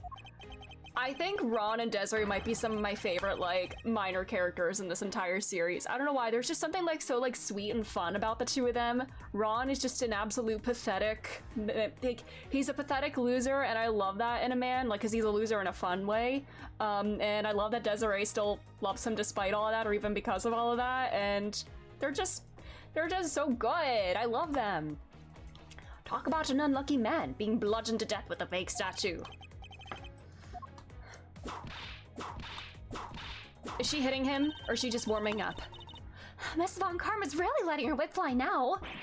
Aw, don't hit Gumshoe. I think the scary part is a silence when she's doing it. She must be at the limit of her patience as well.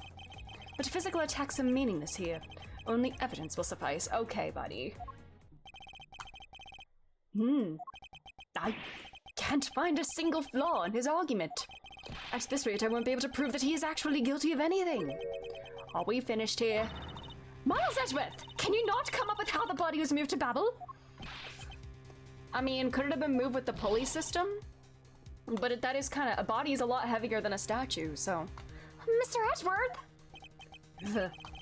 Even after proving so much, is he going to get away with it? Is this the end? No! He needs like a Mia Fey figure to be like, Miles, it's me. Believe in yourself. oh? Is this is, oh my god.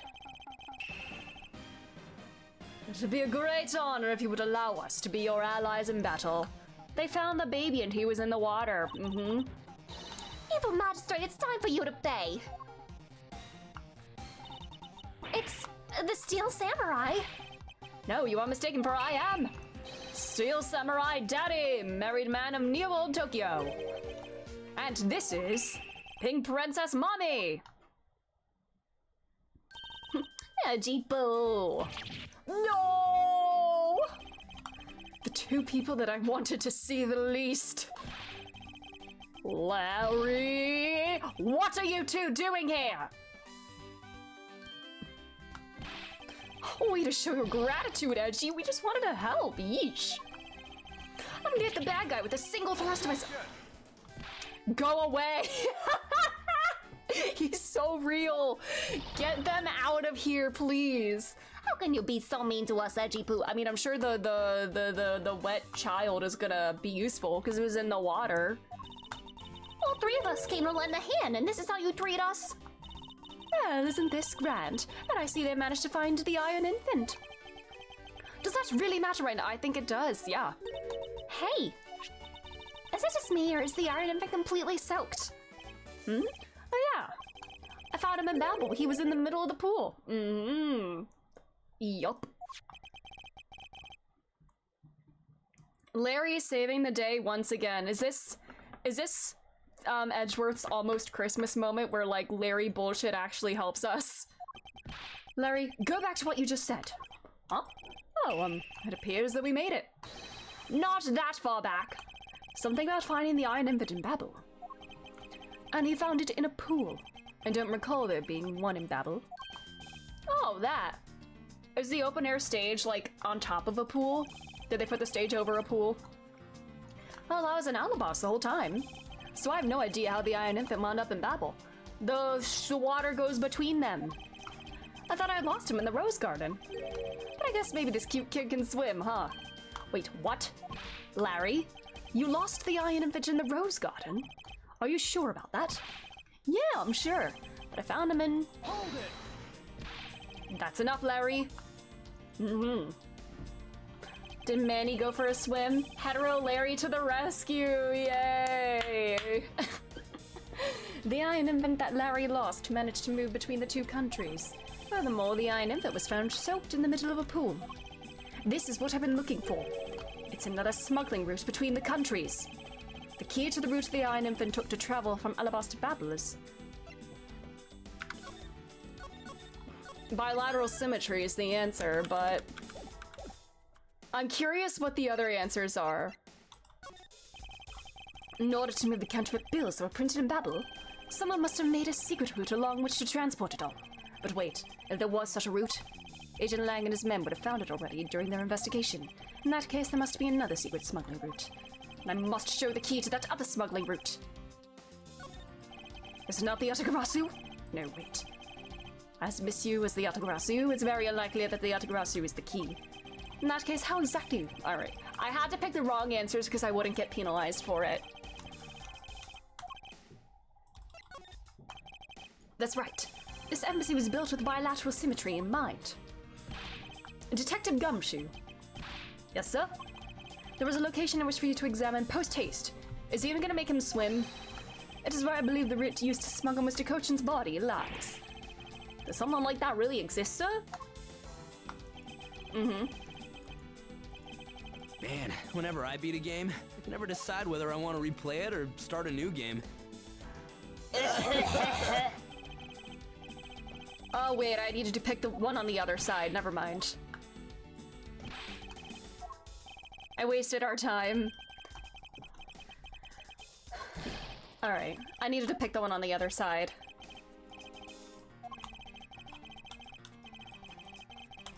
Hole. I mean, it quite literally is a hole in the ground, but okay. One of your precious holes. Hmm.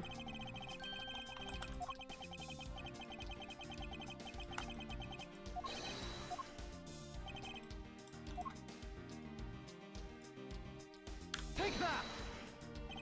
Yes, sir. We'll be back before you know it. Run, Gummy! It's too late. It doesn't matter now what you do. It's all a waste of time. You will stay here with us and wait.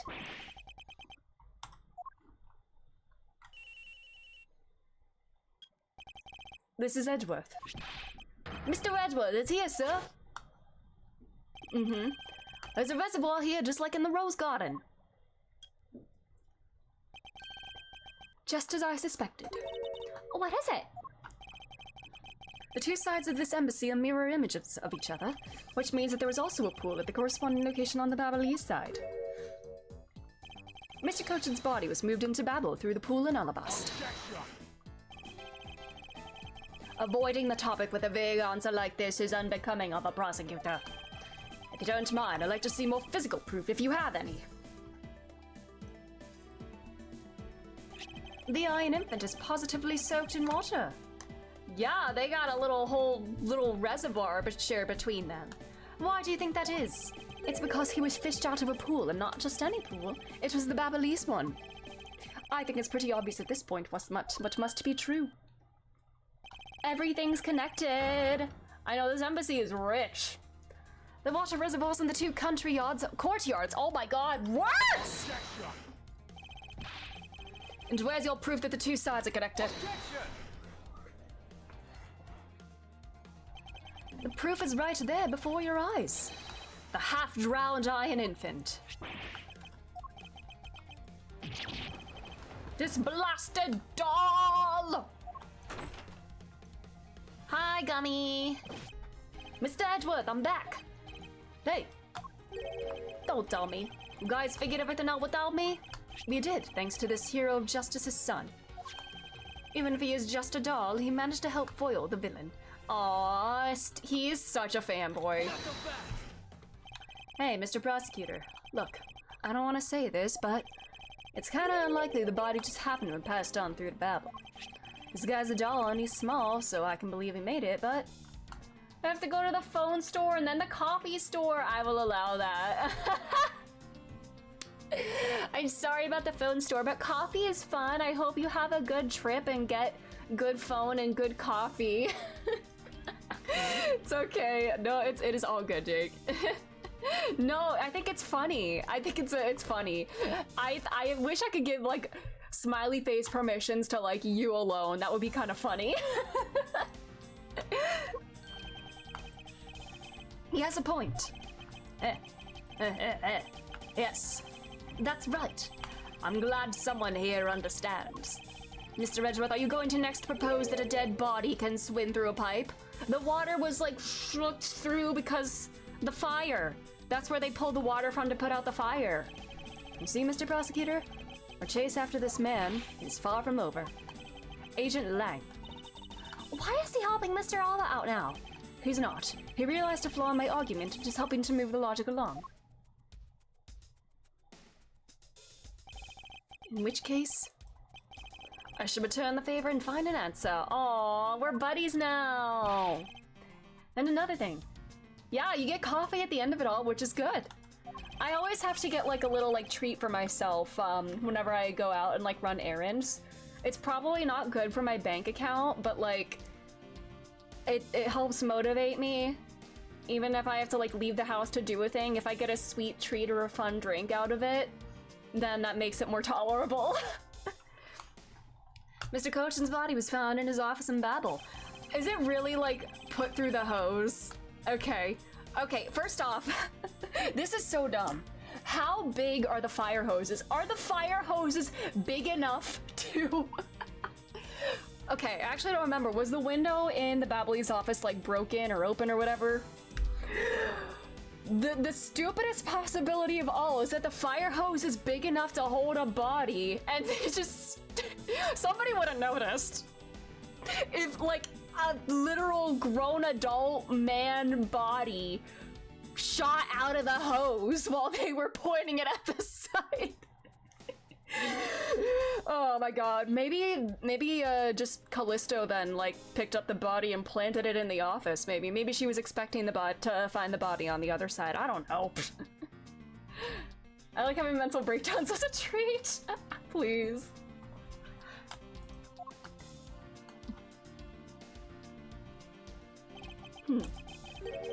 Mr. Alba had an accomplice in Babel, remember? Yeah, the body wouldn't fit through a little fire hose opening, I'm sure. You mean Sheena, right? With her there, you can see how it was possible to move the body up to the office. Are you seriously claiming that she swam through the connecting pipe with the body? He's right. Miss Sheena would drown if she did that. Maybe she got the air necklace from, like, the Aqua Mines. I don't know. Man. I'm too Sonic pilled right now. It's hard to imagine she swam through the connecting pipes. Looks like our hypothesis about how the body was moved is still only half-baked. In the end, it's all just the befuddled musings of an accusatory man. No, buddy! To start, there was no feasible method of transporting the body. What? Mr. Prosecutor, recall Sheena's movements. That's what she... Yeah. That's when, Kay saw her in the courtyard because she was retrieving the body. What was happening in the embassy around the time Miss Sheena was in Babel? Oh, if only there was a way to get rid of the water in the pool. Yep, there is. Like a fire. Did she set the fire so that... Oh my god, this plan is so convoluted. This is like a Danganronpa-ass setup. Like... Did she start a fire so that they would, like, use up the water to put it out so she could then reach the body? Oh my god. Objection! Unfortunately for you, it is far from over, Mr. Alba. You're a most persistent man. Are you saying you thought of a way to move the body through the water? Move the body through the water? That is completely unrelated to how it was done. Excuse me? The reason I say that is because there wasn't any water there at the time. What do you mean there wasn't any water? Just what it sounds like.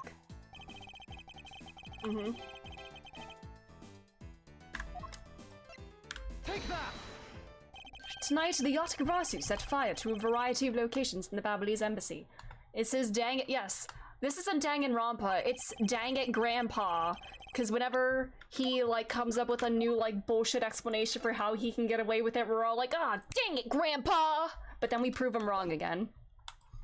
Of course, when the water was used, the reservoir's water levels went down. If enough water was drained, the connecting pipe could be used to traverse the border. So what? The water level went down, the reservoirs were connected. Does any of this matter? You can't prove any of this. Dang it, Grandpa! Even Columbo had murders with complex murder plots. Wait, Columbo is that's a movie, right? I feel like I know the name Columbo. I actually have never watched anything with it. This is one of my culturally illiterate moments, isn't it? God damn it. Pretending to be ignorant won't work with me. We both know what kind of situation we're in right now. My vocal cords! I don't know why, my voice just felt like really tight right there. Oh my god. Even in a game, there comes a critical game-changing moment. Oh, it's a show! Okay, that makes sense. A moment in which you hit a wall that you must overcome in order to beat the game. Real me when I'm up against the wall in Balatro. This really is Balatro all over again, no way. But the way that he was talking about playing hands and high scores, and now we are up against the wall? No way. Well, we just need to like quadruple our base score, right? The small blind score. I haven't lost yet. I found the route you used to smuggle a body, and that route will lead you to your defeat. Even if all the water was used by the firefighting effort, you still can't really call that a smuggling route. I know that. I should have figured that you would notice. Hey, Mr. Alba, how deep are those pools anyway? I'll have you know those pools are extremely deep. And there are no ladders or footholds along the walls either. Columbo is very smart, but would pretend to be an idiot, letting the murderers to lower their guard around him. Smart! It would be difficult for Sheena to hold the body and climb up out of the pool. Ladders or footholds along the walls, there was no need for such things. Did she wait for it to refill? If one were to use a certain something, they could go up and down in the pool at will. Oh, looks like you got an answer already. Well, what are you waiting for, Mr. Prosecutor? Enlighten us already. The way in which Miss Sheena and the body were able to rise up to ground level. If there was a way to control the water level, that could be the way where the body was moved. But Sheena wasn't, like, dripping wet when we found her, was she? It auto-refills. Take that! Mr. Alba used the fountain spots in a manner of speaking. He used the fountain spots? How so? The water level in the pools can be controlled by opening and closing the spouts. Miss Sheena and the body were lifted upward by their buoyancy in water. The fire on the Babyliss side and the firefighting effort. These were set in motion all for the sake of smuggling Mr. Cochard's body. This is so fucking convoluted. Shall I show you where the final destination of my train of logic leads? First, Mr. Alba closed the fountain spouts in advance in preparation of things to come. Then he took the pushcart that was brought to the rose garden and pushed it along with the iron infant and Mr. Cochard's body into the pool. At the time, Miss Sheena was busy conveniently starting the first fire in Babel. She then made for the open-air stage's pool to wait for the firefighting effort to begin. When the firefighters used the water in the pool, the water level went down. And by the time the fire was put out, the pipe between the two pools was exposed. This is when she pushed the pushcart from Alabast into Babel. Once that was accomplished, Mr. Alba simply opened the fountain spouts once more.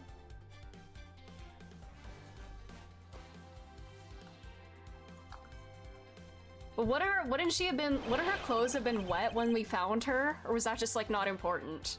You know, it's fine. It's Ace Attorney. We can overlook. It's anime. Characters, like, dry instantly once they get out of water. It's fine. The water level rose to its original level along with Miss Sheena and the body. Yeah. No mention of the body being wet, but, you know, doesn't matter. After that, Miss Sheena used the pushcart to carry the body up to the secretary's office. She got dried during the fire. Yeah, instantly dried in the middle of the fire. Big brain. There's an elevator in the embassy after all, so you see, even with a small frame, she could have easily transported Mr. Cochard's body. And that wraps up my thorough explanation of how the body was moved. No! Wait, on it. Look. Oh, the handle is... Okay, the handle was swapped. Alright. There's only one missing piece there, but there was also a missing a piece of it in here. I mean, there's... Well, ex-Ambassador Alba, what do you think? This piece is still, like, confusing me, though. Like, if it went across the border in the water, it would make sense for it to be wet and then, like, fall off. But it was already off when this picture was taken, which was, like, before all that, right? Unless the knife was...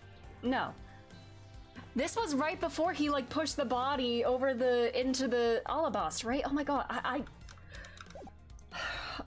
Oh my god, my brain.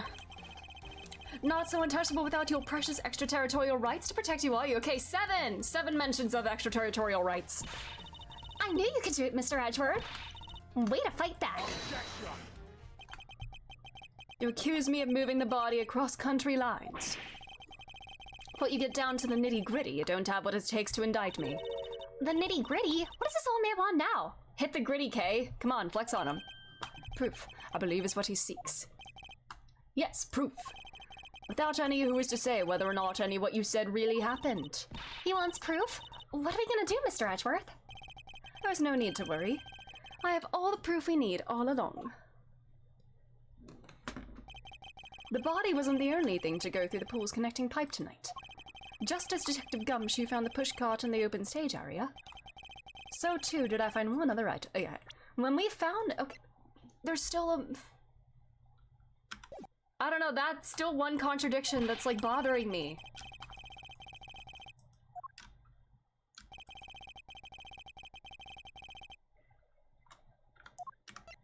Take that! And what exactly is this? You have no idea, do you? This little piece that I found on the Babylese side will be your undoing. Alright. I see there's another ad right now. I need to go to the bathroom again. I will run to the bathroom while this ad plays. What should we play? What music should we play? I'm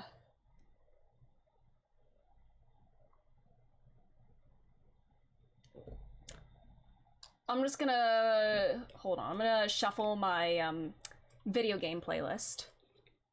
I'll be back in a moment.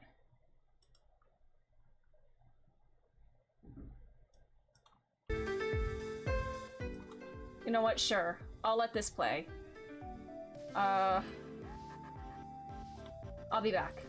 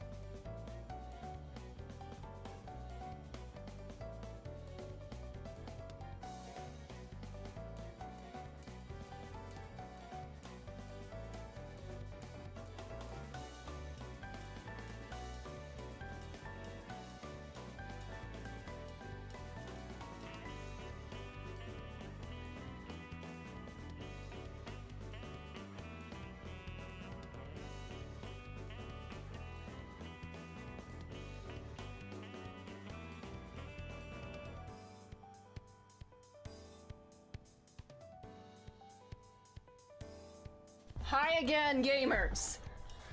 Let's do this. Hi. I'm here. Anyways. A guitar pick. Would you care to explain how this is going to do me in, as it were? That's wrong. It's do-re-mi, not do-me-in. Much to your chagrin, perhaps, but this is not a guitar pick. What? This is something I found at the open-air stage, which was transported with the body. I naturally assumed that you would recognize it since you took a photo with it after all. Since you don't allow me to show you what this fragment from the stage area belongs to. Take that! Let us take a good look at the motor weapon that was used to kill Manny Cochin. On the handle of this knife there is a beautifully blooming flower. However, it would appear that it's missing a single petal. Oh! Now let's see what happens when we try to fit this pick in that open slot. It's a perfect fit. I assume the petal must have fallen off in the flower during Mr. Cochin's murder. And then it was accidentally placed into the pushcart along with Mr. Cochin's body. That's an interesting story, nothing more. Okay, I see then. So it fell off when he was putting it into the body, which would make sense as to why it's not in this picture. Okay. That's our explanation. For some odd reason, this flower petal was wet when I found it. It was wet, you say? Yes, and the only place it could have gotten wet from is the open-air stage's pool. Now I ask you, how did a part of the weapon which was smuggled into the theater wind up in the open-air stage area on the Babalese side of the embassy? I don't think I need to waste any words explaining this, as this petal explains it all for me. It proves that someone went from the Rose Garden's pool on through into Babel. Impossible! The people of Zhengfa have been waiting to see you face to face, Mr. Alba. I'll tell everyone back home we'll be there soon. You should be happy. Why? Why? It's a little late to be asking that question. You should have known from the very beginning. When you took your first life, no matter how you may plot or how you may try to cover it all up, you can never hide from your crime and what you've done. Because we're here to see to it that justice is served to people like you. Oh my god. You can't call what you give it a perfect argument. God damn, this entire last segment, we're just grilling this man that we know is guilty and explaining in like excruciating detail what he's done. You know, I don't think this guy is going to ever admit to his wrongdoings, Mr. Edgeworth. Because he values himself above all else. People who can't be negotiated with, or people who refuse to admit when they've lost, I don't believe those kinds of people really exist because everyone breaks eventually. You're right. In that case, I have no choice but to use all of the evidence I have. Every single little bit, including this thing and the samurai dog, and oh my god. I'll use it all until he breaks under the weight of his crimes. Mr. Alba, I request that you testify once more. Alright, will this be the last one? What's the music? This really will be the end of the line. Oh my god. Still a to be continued? What the actual hell? This is so fucking long. Okay, the final testimony for real.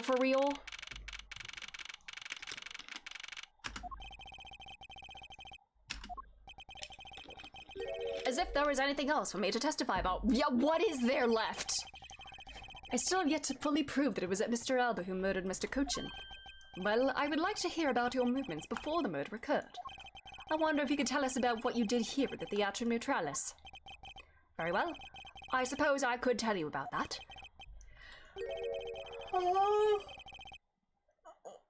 Because about all I did was watch that Steel Samurai stage show. Elaborating on even that alone is good enough for me. The only way for me to place this man under arrest is to pinpoint the exact location of where the murder took place, for that is the key to this investigation.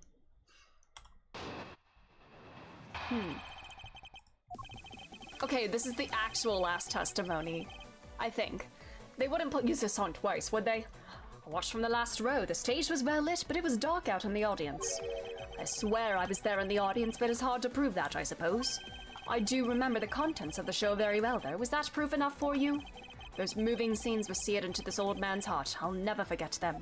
Oh, we get to talk about the Steel Samurai? The last testimony of the first game, and it involves the Steel Samurai. Perfect for Edgy Boy. So you were in the theater proper, watching the Steel Samurai stage show, were you? Of course I was. I have a great fondness for the Steel Samurai. Yeah, I was pretty cool up there, wasn't I? You're not the one who was cool, it's the Steel Samurai who was cool. Edgeworth, he's such a nerd. Yeah, and the Steel Samurai's special finishing move today was really something, huh? Hey, Edgy, who is she? Larry, she's a minor. Don't even start this. She's been standing here this whole time, now he notices her. Her name is Kay Faraday, and she's helping me in my investigation. Sorry I didn't get to introduce myself earlier, but better late than never. Yes, okay, I'm Larry Butts. Can we kill him? Silence in the peanut gallery! There's no time for such trivialities at a time like this. Kill him, Franzi. Mr. Prosecutor, this is the final battle. You got that? I know. This is the end. For that man there. That man? Phoenix? Now that's the kind of thing I like to hear. I think I'll give trusting you a try, Mr. Prosecutor. Or rather, Mr. Edgeworth. Aww, name! We're on a last name basis now. Aww. Because I'm not a prosecutor, because you hate prosecutors. I'm an Edgeworth. I leave this critical battle up to you, Mr. Edgeworth. I can't read. I leave this critical battle up to you, Mr. Edgeworth. Have no fear. I will finish the job. This really is the endgame. The time has come to expose every last one of Mr. Alba's lies.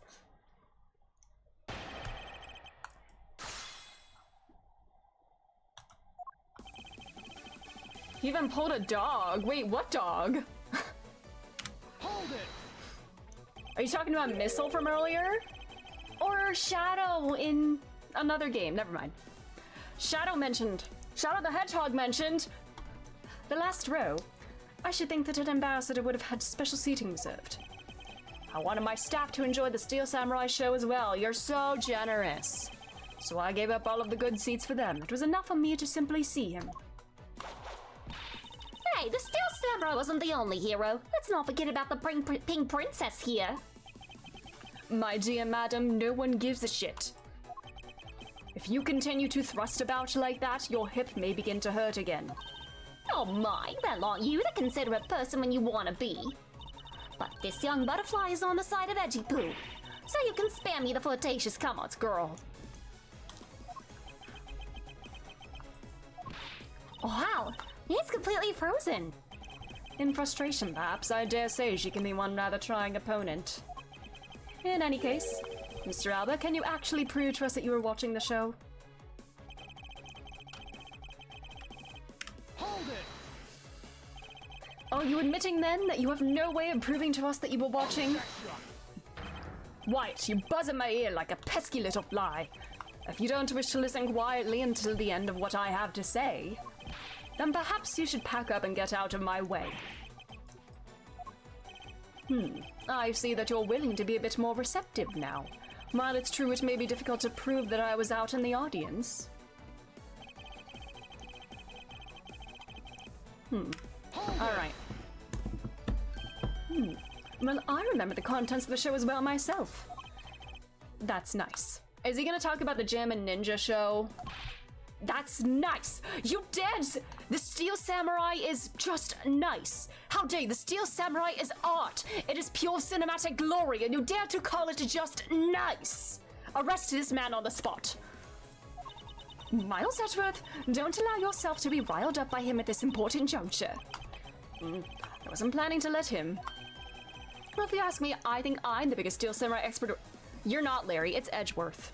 Larry, shut the fuck up. And did you think the climactic scene of today's show is just totally awesome? Yes, I remember that well, and that spectacular special move. He's gonna say the wrong name. Early Summer Rain Jab. He's gonna say the Jammin' Ninja special name. Early Summer Rain Jab.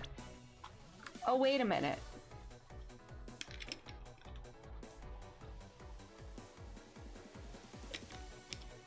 Because he bent it. This was after the show when did Larry break this? Oh.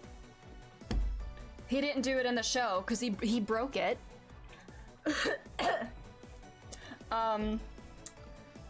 I guess Alba knew the contents of the show or like had like a general idea of like the script ahead of time, or like someone like filled him in on like what the script would be, and fake fan. Oh, that scene will live on in my heart forever. Is that how it went? I totally forgot about that. How can you forget your own special moves? That's the special attack the Steel Samurai uses when he's using the Samurai Spear. Today was the first time they showed it off, was it not? I was even like going through my evidence earlier at the beginning of stream today. I was like, why would why would that still be in my thing? I know, it's like people leaking the Honkai Star Rail story. Like, why? Why would you leak story stuff? Let me experience it in the game, please. If I hadn't watched the show, then how could I answer you with the name of the move? Somebody told you ahead of time, buddy. Good. Please elaborate on this point for me. Well, I know that that's the point we're gonna do. Last testimony about the Steel Samurai. But I want to press for dialogue. I want to bicker about the Steel Samurai some more. Early Summer Rain Jab was a move that was to be unveiled today. Because I saw that brand new special move, I believe it confirms my alibi. How sad. The only way he's gotta protect himself is that he watched the Steel Samurai. No, he didn't, Kay. He got it wrong. I guess this guy really has nothing else left. Yes, and to avoid arrest, you can bet he'll say or do anything. There's someone that doesn't look at story leaks and look at that. See, I tend to like avoid leaks for the most part, not just story leaks, but other leaks, because I kind of like to be surprised when they like unveil things, you know, but to each their own. If you like that kind of stuff, that's perfectly valid. Even if it's not entirely like, I shouldn't be saying it on stream, but like, it's fine. It's fine, it's fine. I don't know, I'm not streaming a Hoyo game right now, they can't come for me. With all of us here, there will be no escape for him. Yeah, we'll find a way to bring him to justice. Now then, let us continue with your testimony, Mr. Alba.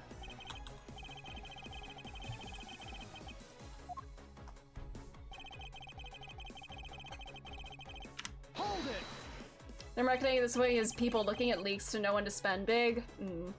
They're gonna be like Atlas at this point and like probably leaking things on purpose. Man, Persona 6 is gonna be leaked on purpose before it's revealed, isn't it? Today will be a day to remember, especially when we make you pay for all the wrongs you've committed. What? Hey, that's what the Steel Samurai says when he defeats the evil magistrate. Oh my god, Miles Edgeworth, are you role-playing as the Steel Samurai? Actually, the line was just something I ad-libbed. Oh, no! You may act all surprised, but naturally you remember this line, don't you? Of course I do. I just now understand how the evil magistrate felt at— Oh, so you're the evil magistrate, that's what I'm hearing here, okay. Allow me to make you identify with the evil magistrate. He's such a nerd! Oh my god! That makes you the Steel Samurai, huh? Oh my god, this is the best day of Edgeworth's life. Well, if you had to complete the analogy, I suppose, then yes, then I guess. If you had to. He is like giggling on the inside at being compared to the Steel Samurai. Kay and myself are also in the audience at the Steel Samurai stage show. He's got nothing on the Jammin' Ninja, but he was still cool enough, I guess. Was my brand new special finishing move totally rad? No, don't tell me. Don't spoil it. It was you who thought of the special moves? No, what was it again? Extremely silly rain jab. Stubble breaking shop. How can you forget a move you came up with? Alright, our final testimony of this game in the Miles Edgeworth game relates to the Steel Samurai. Poetic. And unfortunately, Larold saves the day. You, my good sir, are a fake fan. A special move today was the early summer rain jab. Is that your final answer? You little irritating gnat. Do you think you can trip me up by asking the same question over and over? That was not my intention. Such devastation. Your testimony is more than sufficient. However, I believe it would be wise for you to take a look at this. The samurai spear, what about it? This spear actually never made it on stage today.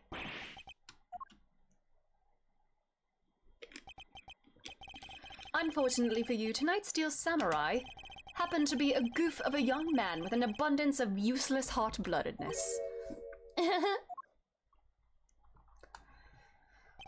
Having said that, said useless man bent the spear during his rehearsal this evening. Kay, do you remember what the Steel Samurai special move was tonight? It was the Steel Samurai Sushi Slash. You're a fake fan. Correct. Because he couldn't use the spear, a last-minute change was made. What is about a last-minute change? I don't know what kind of pronunciation that was. Had you really been watching the show, you would know the move that was used. Uh-huh.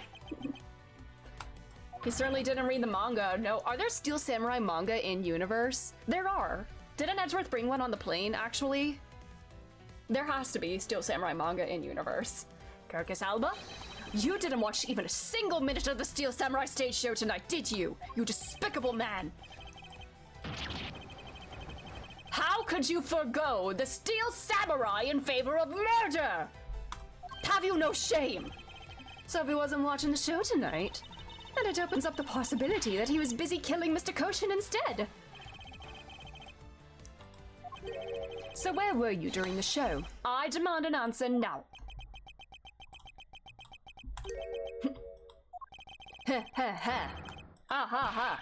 Just what is so funny? You're so sloppy. And so are your conclusions. For Alabast!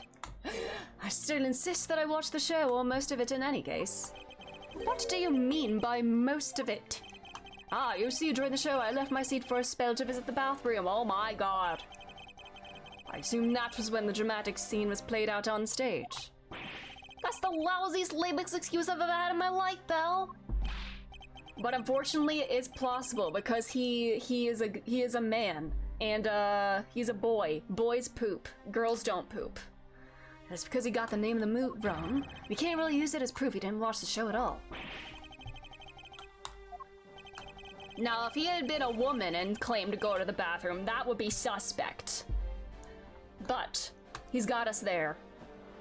As a fan of the Steel Samurai, I had wanted to watch the entire show. Now, you're a fake fan. You're a normie. As a Steel Samurai fan, how dare you claim that? Was someone who wasn't even in his seat for the climax of the show. You have no right to call yourself a Steel Samurai fan! I can't believe, like, my little bullshit ad-libbing comes real like this. Oh my god. The pee-pee poo-poo defense. Yeah, it only works if you're a man. Franzi? Who was that? Who was that just now? Who haven't we seen in a while? Oh my god. It's been I, young lady. Larry, what are you doing interrupting me like that? Gee, please, hold on for a second, I beg. You may never accept this old man as a Steel Samurai fan. But I totally think he's a Steel Samaniac. Is that what the fans are called? Steel Samaniacs? What? Oh, what exactly is a Steel Samaniac, Belle? I believe he meant to say Steel Samurai Maniac. Yeah, and trust me, I know a real fan when I see one because I'm the Steel Samurai. What is happening? I will never acknowledge you as the true Steel Samurai.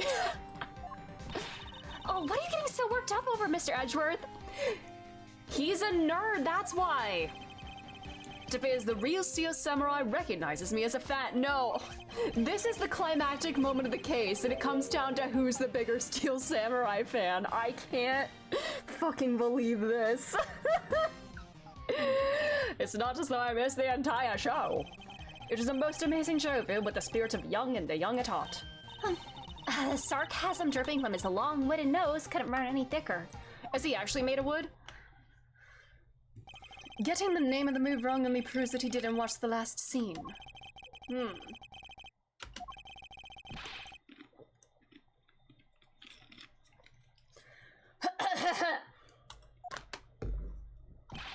You know what, Gramps? You're really something else. Larry, we are accusing this man of murder and smuggling. Why are you siding with him? I'm honored to receive such praise from the Steel Samurai, but what is it for? Well, I was just wondering how you found out about the early summer rain jam. That move is a bit of a secret that only a small portion of the staff knew about. Oh! It got leaked. It was a secret. Where did he hear it from? Larry, wait. What did you just say? Huh? Did I say something stupid again? He's aware. Did you say that the early summer rain jab was actually a secret? Well, maybe I shouldn't have said secret. It's more like we only decided on the name of the move right before the start of the show. Right before? Yeah. The stage director was going nuts because we were supposed to debut the move. Who was the director? About 5 minutes before the show, we threw it up on the dressing room's whiteboard. Early summer rain jab. That's kind of how we decided the name of the move. But by that time, I'd already bent the sphere, so I guess the whole thing was kind of pointless.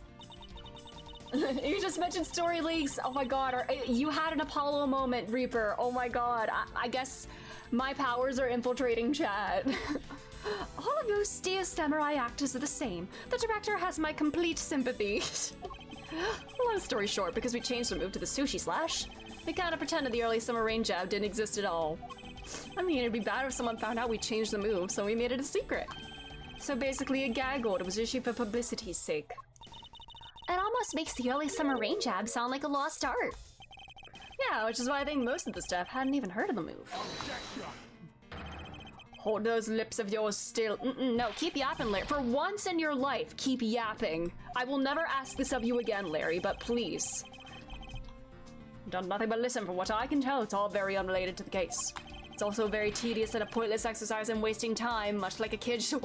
Don't. He's not a real Steel Samurai fan if he says it like that. Mr. Elba, I believe the one who should be quiet now is you. You claim to be a Steel Samurai fan, yet you call it a tedious waste of time. That is a contradiction of facts!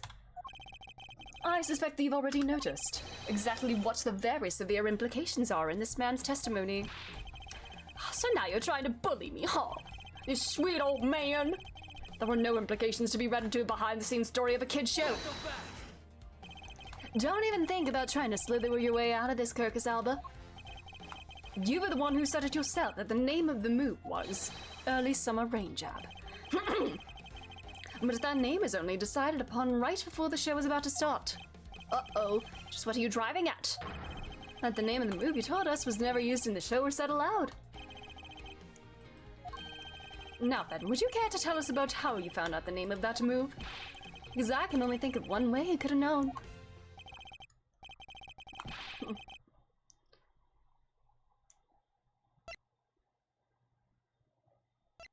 Ooh. Did he make it up? Or saw it, or did he see it, like, backstage? You thought it up, it's therefore it's only natural you knew. You were the one who created the name of that move.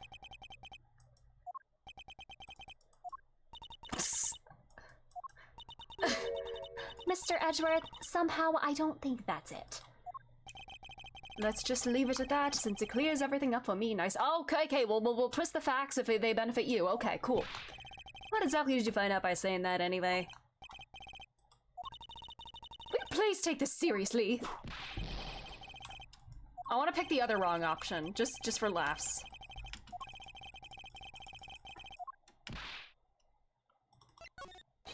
You knew the name because you asked about it. Hey now, didn't that samurai say just a few seconds ago that the people knew of order to keep quiet about the move? I somehow doubt that he could have simply asked someone and gotten an answer. You know what you said with the case? What did we learn from that?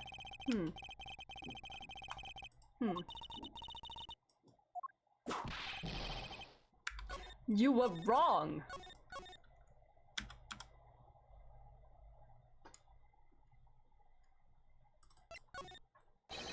You've disappointed Von Karma indeed.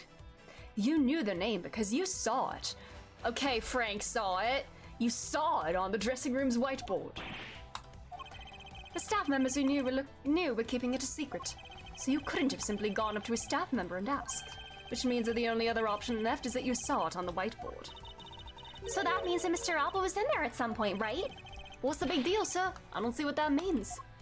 There is another piece of evidence that has a great deal to do with the dressing room. So we can't afford to let this slide. Is this where the samurai dog comes into play? Take that! Okay, maybe not. I kind of just pulled it out of my ass, okay.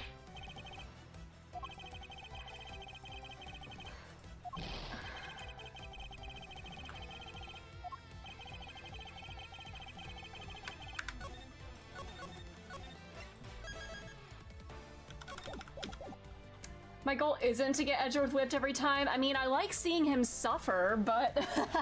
Hi, Storm Talon. I like seeing Edgeworth suffer, I will admit. But I also don't want to humiliate him too much. He has a reputation to uphold. Both the dressing room and Mr. Cochin's murder. Yeah, because this was in, we found it in his office. Not the Babel office.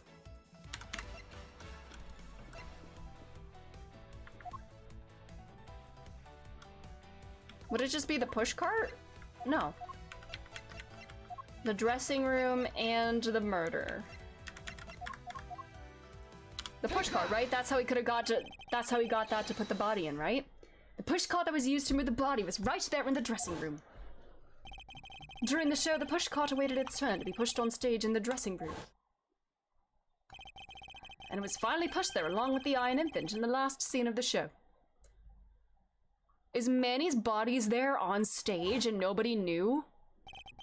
Then right after the show ended, it went into Elevast along with the Steel Samurai. Oh my god, Manny made his stage debut after his death? Oh my god, so talented. Means the only time the killer could have placed the body inside the pushcart was when the pushcart was in the dressing room backstage. So basically, the killer has to be someone who visited the dressing room during the show.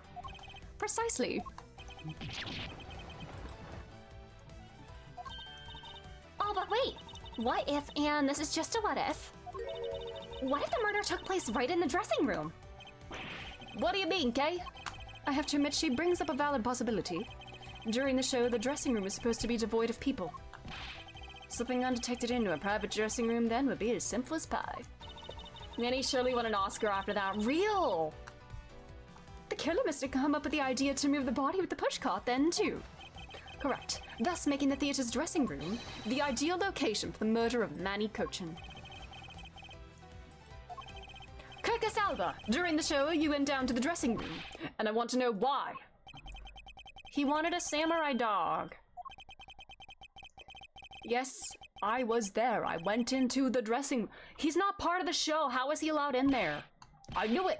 I'm placing you under arrest right now, pal. You got that? Arrest! Charlie just like barked downstairs. Charlie is howling a little bit. It's kind of quiet. I don't know if you could hear that. Not so fast. Hey, only Lang can say that, buddy. Don't steal his lines.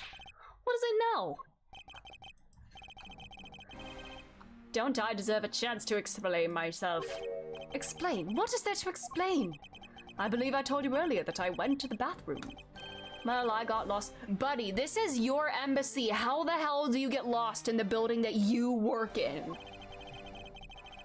I wanted to ask for directions, but when I opened the dressing room door, no one was inside. And that's when I saw that is such a stupid excuse. You punk, still trying to get out of this? Do you really think you can get away at this point? Mr. Edgeworth, isn't there anything you can do to stop him? I don't have enough evidence on... Is this where we bring in the Steel Samurai dog? The samurai dogs are relevant here. Don't have the airtight evidence I need to put this man away for good. If you keep your neck turned so far to the side, you're gonna get a crick. Real! Like, that's been happening to me a lot lately. I don't know if it's just bad posture or whatever, but sometimes, like, I'll lean a certain way and then I'll feel like a pain, like, down in, like, from my shoulder to, like, my chest sometimes, too. I don't think that's supposed to happen, but it's definitely, like, a muscle thing. But that's what I need. Then perhaps... Agent Lang, I believe an investigation of the dressing room in question... Oh my god, we're still investigating? Mr. Edward pokes around in there. I'm sure I'll find some new facts, pal. And if we use Little Thief, we may even learn something from a recreation.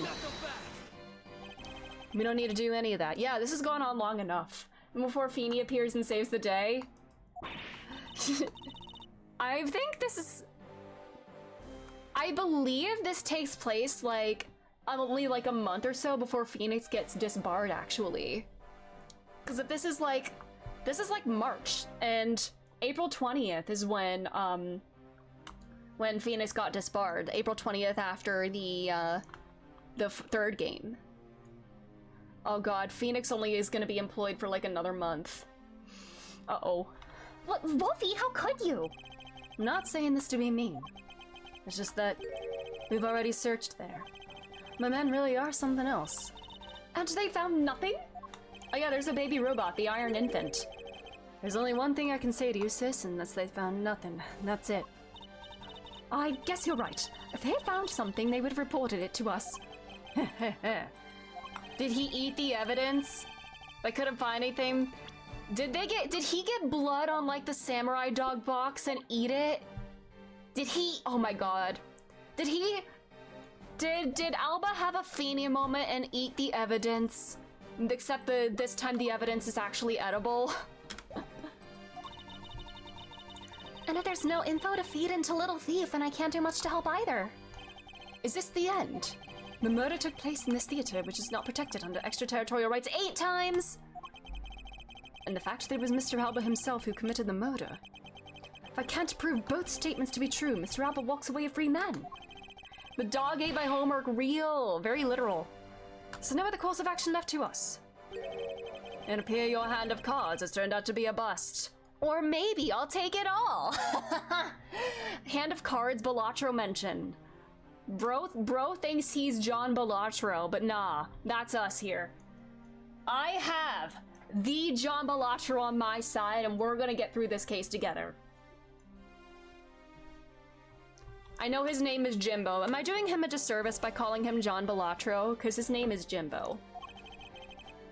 Now, if you will excuse me.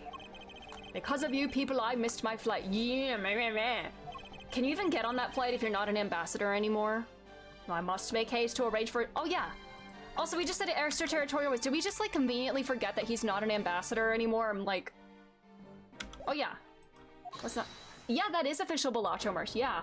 John Pantyvoice Balatro. Yeah, my brother got me that for Christmas. And I actually ordered one as well. Although the one that I ordered isn't going to get here until, like, April. So I don't know how he got one early. Maybe I just ordered from, like, a second, like, batch or something. I don't know. But mine is supposed to arrive, like, pretty soon before his birthday. So I might just, like, re-gift it to him for his birthday. Who is it this time? Oh, my God.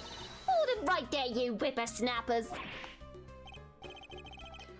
First Larry and now you! What's with that scary mobster-like scowl on your face, Edgy Boo? Don't treat me like I'm some sort of nuisance girl. I've been meaning to say this, but all you keep talking about things I don't get at all. They're all leaving this lady in the sad, depressing, lonely dust that I'm about to cry in. Why did you have to speak up right at this instant? But you know what, Edgy Poo? Cheer up. Because I'm about to give you the most wonderful thing. A samurai dog? The most wonderful thing from you? It's so super special, I couldn't give it away to just anyone, you know? Oh, my special present to my sweet Edgy Boo. Are you ready?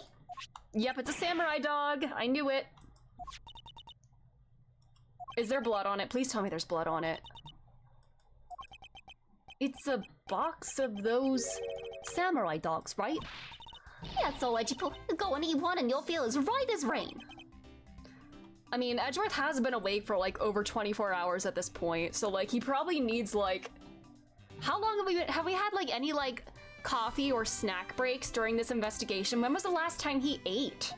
He needs food and sleep.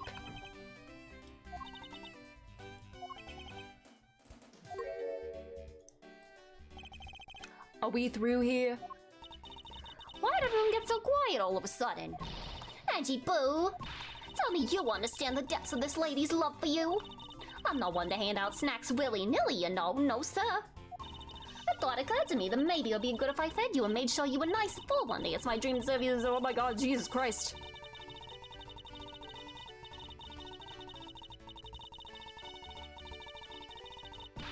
Mr. Edgeworth, can you do anything about her? There's no power on earth that can force that woman into silence. She's the ultimate yapper. But I'm so sick and tired of it. All you people do is look down on me. Girl, give us a reason not to look down on you. Anime characters don't eat. They should. They need to eat. Even this box of samurai dogs played me for a fool. I had a special design on its stand, like the Japanese flag, so I thought it was special. Oh, is that different than the... Oh, this one doesn't have the flag filled in. Oh! Oh my god, is that blood? Now, how in God's name did a single drop of blood get into that circle and fill it in so perfectly? Jesus Christ. Oh my god, is this really gonna be the sticking point here? Oh my god, that's so dumb. Oh my god. Ace Attorney.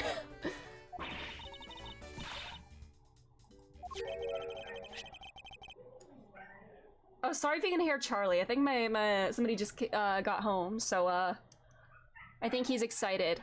I think my mom just got home, and my mom is his favorite person, so I think he's just very happy right now. A special box with a Hinamaru-like fan on it. I've never heard of such a piece of merchandise existing before. Oh, Ace Attorney. The red sun on this fan is filled in. Is it possible? Could it be? One speck of blood that just so happened to land in that exact spot. After the show, the samurai dogs were piled up on the dressing room floor. However, there was no such thing as a Hinamaru dog. This contradiction of facts between something that should not exist and yet does. The rays from this red sun might be just what we need to point us in the right direction. A present? And they told us to play delivery boys. We were supposed to hand the dogs off to the MC people and tell them hi. And to pile them all into the push cart. Oh my god, yep.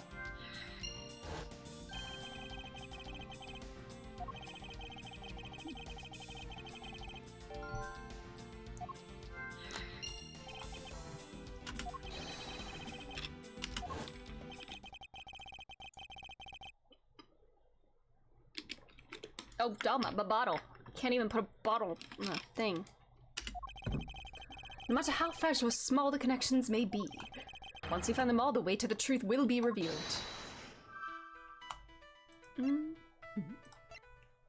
Red.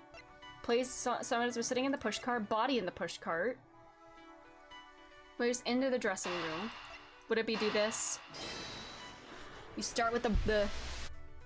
Okay, wrong way.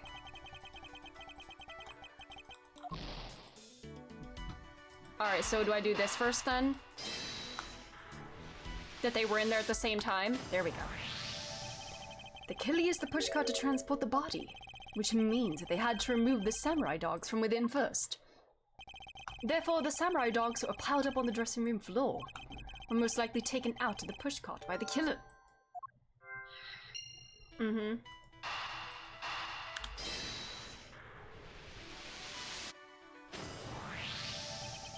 That which should not exist, this box of samurai dogs with the Hinamaru on it.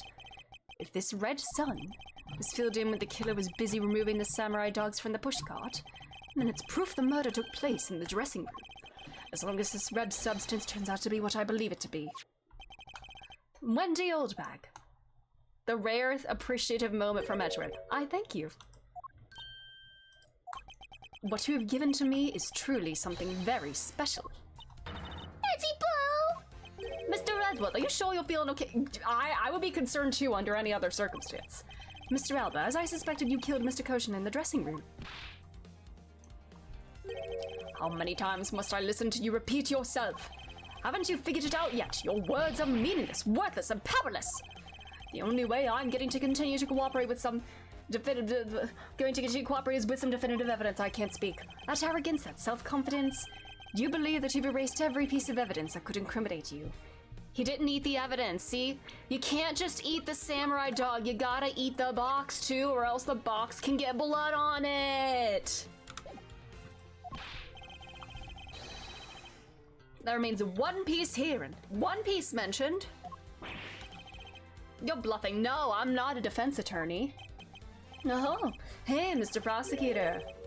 Sounds like you finally found them. Yeah, he can't outdo, he's no Feeny moment here. We finally found the things we needed to go after this guy's juggler. Ow! Oh, hold on. God, I love that emote. So tell us, what about that box of samurai dogs is gonna put that old man away? The trace evidence that will bring him down, and why it's here, of course.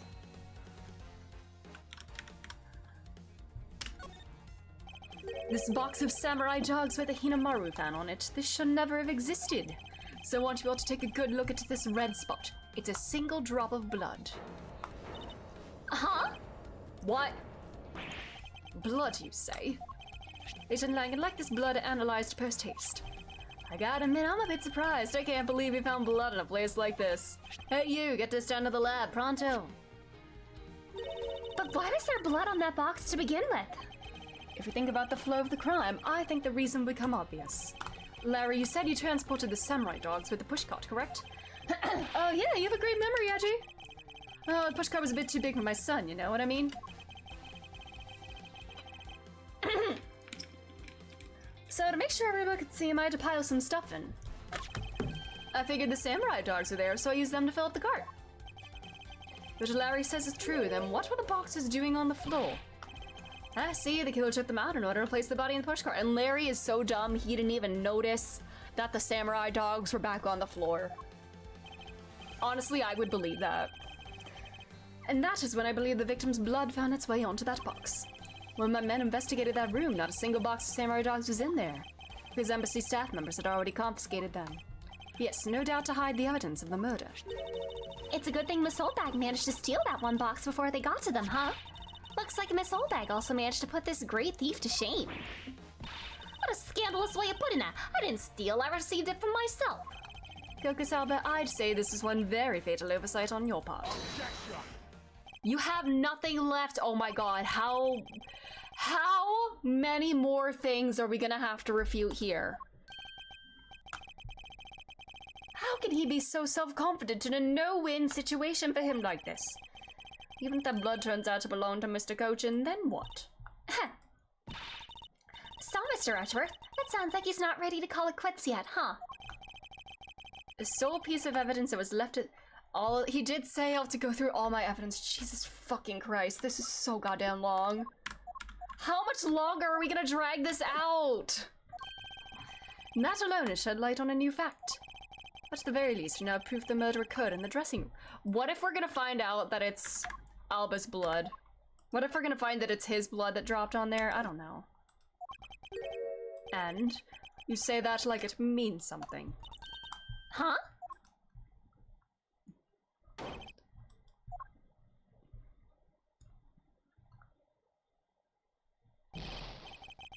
What were the results of the analysis?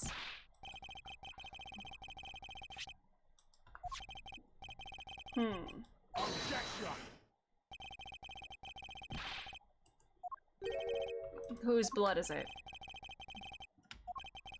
You know that is Mr. Cochin's blood. What difference would it make? Like we already told you, it proves the crime scene was that dressing room. But it doesn't prove that I am your killer, does it? Here's a very good point. Blood on that box doesn't prove that Mr. Alba is the killer. Then, this evidence, it's meaningless. I hope it's his blood. What if it's Alba's blood? I want to smack that smug look off his face. Come on, there's gotta be something we— Please punch him. We finally found a solid piece of evidence. Must be something I can expose with it.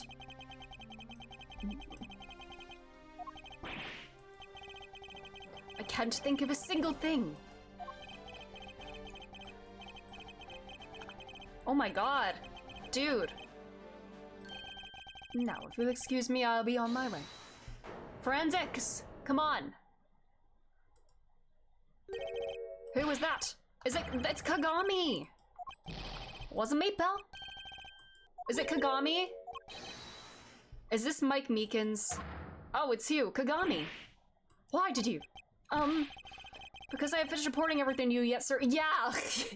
let Kanaiza finish. What? Hurry up and spit it out. Yes, sir! The blood I mentioned. It's not of the same blood type as the victim's blood. It's Kirkus's blood. What? What do you mean it's not the same type? You mean it's not the victim's blood? If it isn't his, then who the hell's is it? I don't know, sir. All I know is it's not the same blood type as the victim, sir. Well, what should we do now, Mr. Edgeworth? I have no idea what's what anymore. Neither do I. My, what an amusing turn of events. A blood drop proved something to be true, all right, namely my word, that you were present there. And which one of your words would that be? The one where I said your words are meaningless, worthless, and powerless. That blood has nothing to do with the murder investigation whatsoever. Need I oh my god, I just had a twinge in my neck, ow! Oh, what sort of nonsense? Yeah, it's blood, Belle. There's no way it's not related to the murder. So you would like to believe. But what if someone preparing the samurai dogs had a small nosebleed? What then? I guess that's possible. Then you would think that they would take it out of circulation. Like, I wouldn't want to eat from a box that had somebody else's nose blood on it. Ah, damn it, have we been wasting our time on a red herring? No, I don't think we have. Blood doesn't belong to anyone connected to the case. I think it does. He does have a very long nose, true. Although, if it wasn't, since he is like a tree, if it wasn't for like the wound on his neck, I would be convinced that he just like had like sap running through his veins rather than blood. Kokosalba, oh my god, Lang is swearing up a storm for Ace Attorney, oh god. Silence, don't you ever address me with such a filthy word again. No, do it again, Lang. Wasted enough time here with you and your answers, now let me through. Albert, it doesn't matter where you run off to, you'll never escape me. Someday I'll have the satisfaction of sinking my fangs into you, you'll see. And all Interpol will be behind me, working to see to it that that day comes. Do you know what your words sound like to me? They sound like the whinings of a pathetic loser of a mutt. Oh. Aroo!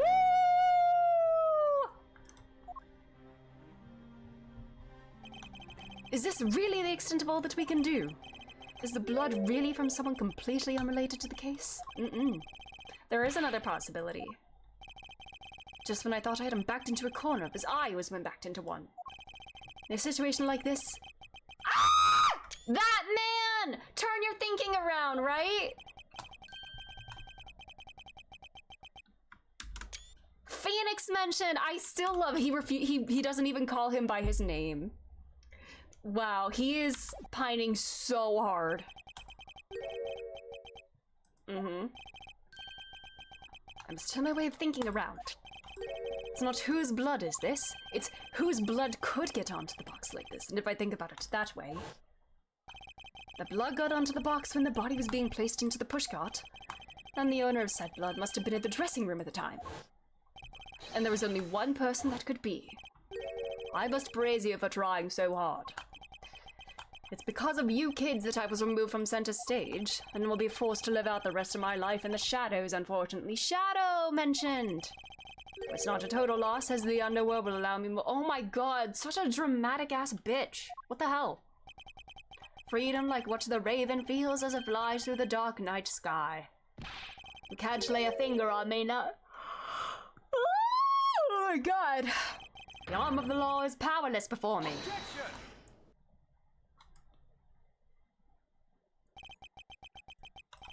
Powerless, is it? I wouldn't be so sure about that if I were you. What do you mean? Allow me to describe you in one word. Pitiful. Real. Pitiful? How so? Kokosalba, your wings were clipped long ago. And for someone who was trying to fly away on them without noticing that fact, pitiful is the perfect word to describe you. Real. Oh, what do you mean by his wings are clipped, Mr. Edgeworth? Just what you think it means, Kay. We had already caught him in our trap a while back. With an incredibly powerful, definitive piece of evidence. Hey, Earth and Mr. Prosecutor, care to speak in English? What are you talking about? What piece of evidence? I mean, the evidence he gave us. This drop of blood. But we know it's not from the victim. I don't see how it remains relevant to the case at all. Miss Von Karma, I believe that is exactly why it's very important to the case. Doesn't it mean Japanese? I guess in the original translation, yeah. I mean, I guess right now we are in Japanifornia. The part that is most important is the fact that it's not the victim's blood. You're looking a little pale. Good, then I believe you're already aware of what I mean. You bled earlier, and your circulation's a bit lower, isn't it? That's why you're so pale. Because you bled on this thing earlier. Of course I do. This piece of evidence is the irrefutable proof that will stop the killer in his tracks.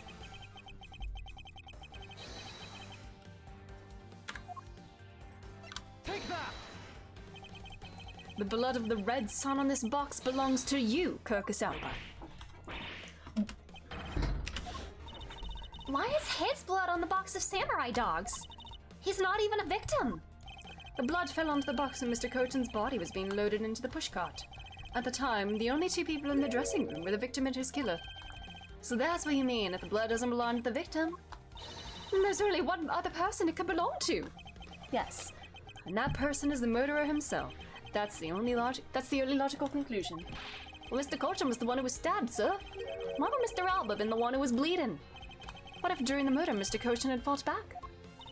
You mean if before Mr. Alba could kill him, Mr. Cochin managed to wound Mr. Alba?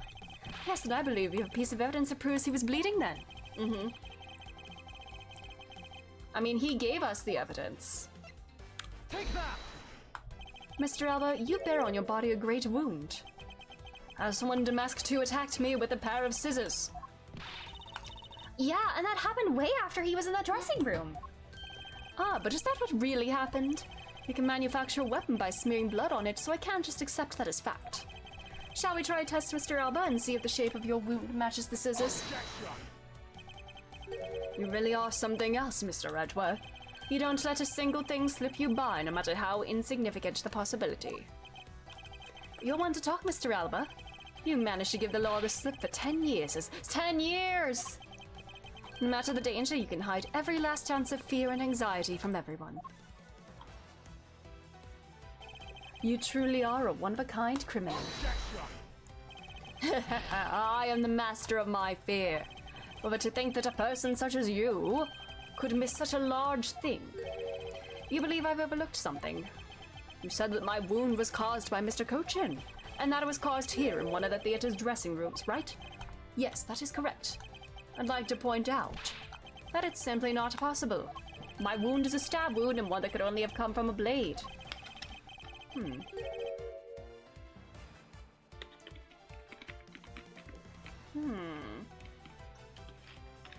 What if Manny planned to kill Alba first, and then Alba got the thing and then fought back? No, never. That couldn't happen because the knife was Alabastian. It would have been impossible for anyone to come into this area with a weapon of any sort. Just as Mr. Alba was able to bring in the Alabastian knife in a bouquet, there must have been some other way to sneak a weapon of some sort.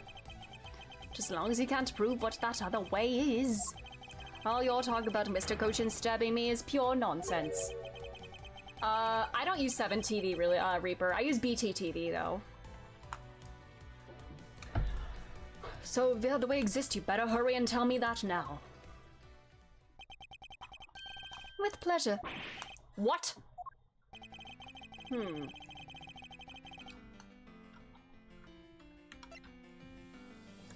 I mean, we found this on his person. Would that be it? Take that! Okay, maybe not. Maybe I have to do the knife itself.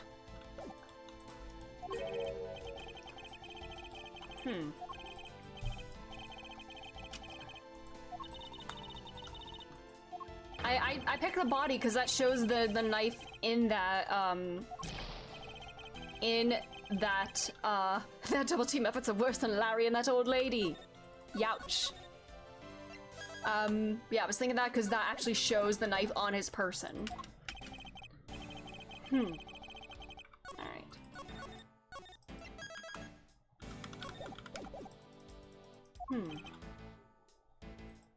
Take that! Yeah, there we go. It was in the shape of a key. Among law enforcement, this piece is known as the Atagarasu's key. That's key! That's the key that my father stole from here 7 years ago. And it is very unique in that it is both a key and a knife. Meaning that under the guise of a key, it could have been easily brought into the theater. You couldn't dispose of the knife that stabbed you. Therefore, you wiped off the blood and placed it back in Mr. Cochin's pocket. After all, the key itself opens the safe in his office. And inside that safe, there was a document about Cadopian papers signed by Mr. Cochin. In order to make it look like Mr. Cochin died as the leader of the smuggling ring, you had to make it so the police were the ones who opened that office safe. All that hard work to save yourself only served to destroy you in the end. Shall we try matching this knife's blade with your wound, Mr. Kirkus Alba? Is this really it, or is there still more?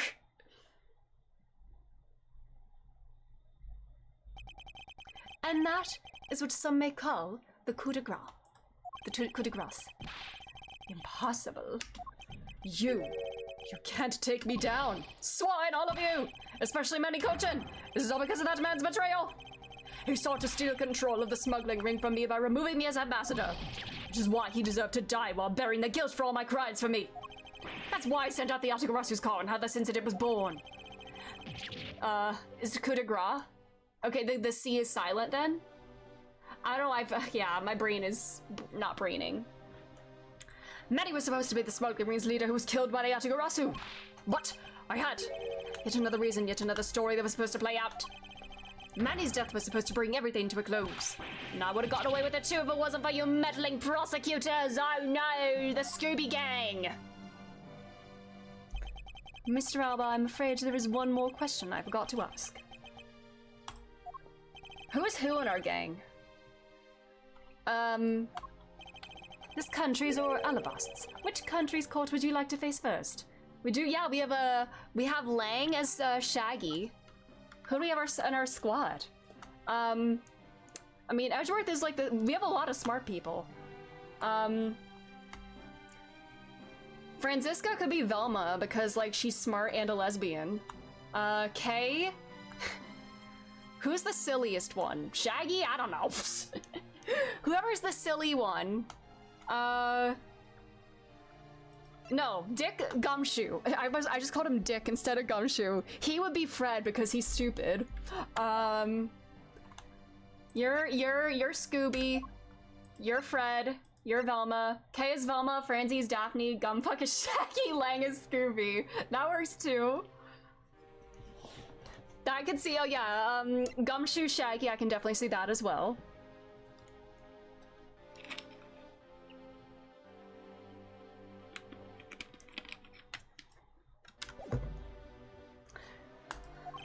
By the way, it's game over for you. Looks like we found out who the real Joker is. E. It's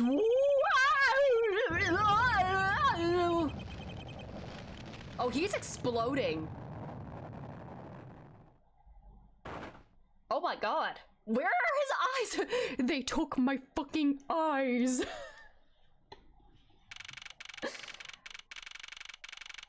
Two days later, after... Did Edgeworth just, like, fall asleep there and now, like, he's all refreshed? Because he was awake for over 24 hours. He couldn't outlast the effects, yeah. This is it, the big day! It's Mr. Alba's trial today! Oh my god, who's the defense attorney? Is he the prosecutor too? And next week he's scheduled to stand trial in his own country of Alabast. Franziska is heading that one. I suspect she'll be serving a full course of whiplashes at it, as she should. I'm in the face Miss Von Gama and go right after facing you, sir. Oh, I don't even want to think of what that would be like. I caught a glimpse of Mr. Alba as he was being escorted into the courthouse. And boy, he looked about as glum as I do the day before I get my monthly paycheck. I don't think Phoenix would be the defense attorney, because, like, he wouldn't defend this man. And we don't really, like... I feel like we played every single case that he has ever tried. He gets, like, 3 cases a year, basically. His next case is gonna be the one where he gets disbarred. You know, I've been thinking. That flight attendant and even Mr. Portsman were all Mr. Alba's secret agents. Correct. That smuggling ring was the common thread between all of the incidents. Cammy Mew was to provide support during smuggling ops using her job as an attendant, and Mr. Portsman was to manipulate trials related to the ring to end in their favor. Oh, go you airlines and even the prosecutor's office! No one was safe from the smuggling ring, huh, sir? I suspect there are even more members of this ring spread throughout the world. Yeah, sounds like such a big op that I can't even begin to imagine what it's like.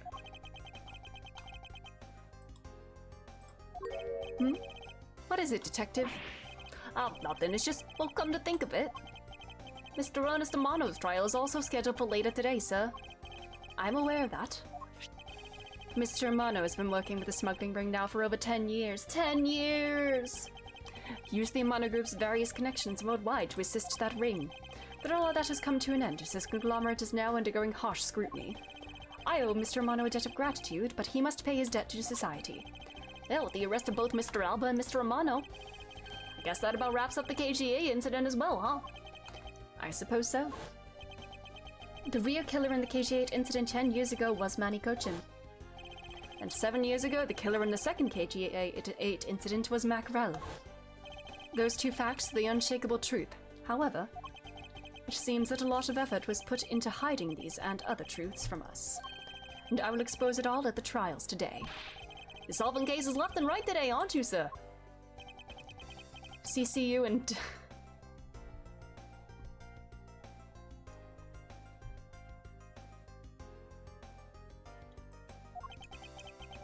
Perhaps now these two brave souls who tried to make the truth known can rest in peace. I can't take that man seriously. Dead man mentioned, yes!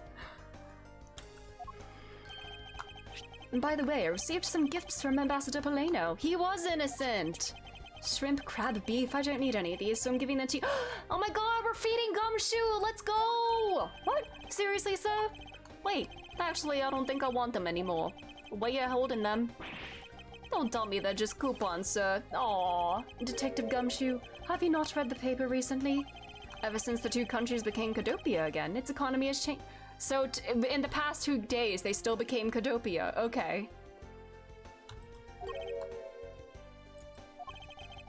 The economy has changed over the past 48 hours, is what I'm gathering. Okay. Seems Ambassador Poleno has reaped a few benefits of his own from it. He has been announced as the official ambassador of the newly reunified Codopia. Oh, but what a pity. Even though every item you sent is a treasure, you don't seem all that interested. Well, if you don't want them, I can give them to my lovely assistant, Kate. Wait, who is that? That's not what I said. Oh, yeah. So, Mr. Edgewood, please let me have them, sir. Actually, come to think of it, where is Kay? How come she's still not here? Did she come in through the... She can't come in through the window. There's bars. Hey, you gotta be more alert than that. Ah! I can't believe you didn't notice.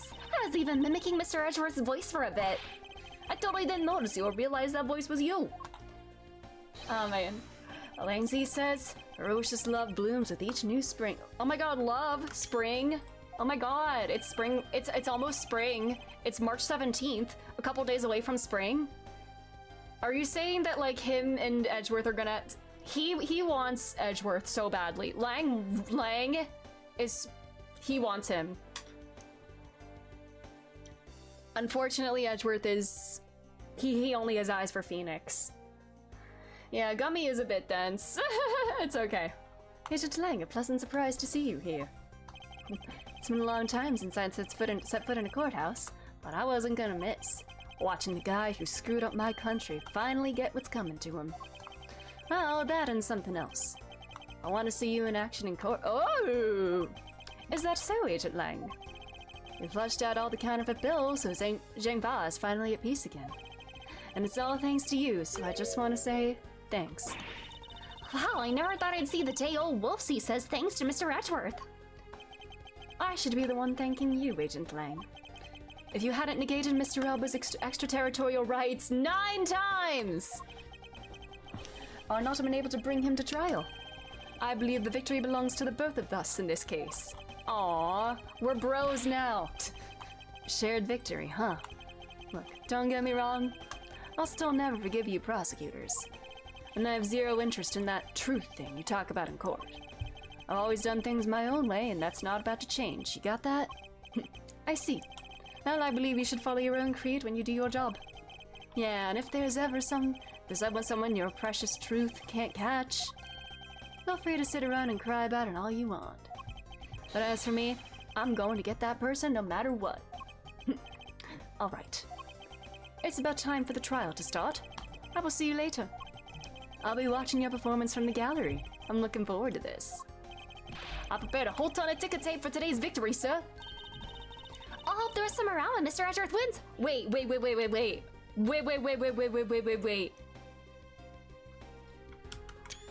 Is this the confetti that plays at the end of court? Does Gumshoe make the confetti? And it's just like ticker tape that's like cut up or something? Oh my god. Gumshoe! New Gumshoe lore! Oh my god, I can't believe there's like actual like in-game lore related to that. Oh my god. That, I hope he gets paid for it. He probably doesn't, but oh my god. Yeah, they're working this man to the bone and he doesn't get paid. I mean, historically, we've only thrown it around when the defense wins, but like, Abaddon, hello, how are you? How's it going? I'll throw some around when Mr. Edgeworth wins. Hope you got enough because I'm gonna go call my men up as, oh my god, so much confetti in this courtroom. I'm doing all right. I hope you're doing well too. A modest amount of ticket tape goes a long way. We're gonna like drown in it. Drown in it! Scene shifts to the courtroom and the final act of this long tale begins. I have to say, Callisto is kind of serving in this picture. Story of those who chose to dedicate their lives to the pursuit of the truth. Prosecutors are those who seek a guilty verdict for the defendants they meet. And to that end, you have no choice but to win by any means necessary. That creed was forced on me since I was very young. I no longer think that's... Oh wait, that's because of Phoenix. Where? Oh my god. Where is he? Where is he? You no longer think that way because of that man. I feel as though it's been a lifetime since I set foot in one. More than any other day, I feel the fight within me rising. Oh wait, no, that's him. We did it! Yippee! Aww. Look at him all tied up in misery. I'm really Mr. Edgeworth's death thief for the other day. Thanks to him, I'm still free to serve in the friendly blue skies. Oh, so about my suitcases? I've been selling them on the internet, and they've become a real sensation. Oh, good for her. Thanks to the praise the art world has lavished on my works as being truly postmodern. Wow. New career.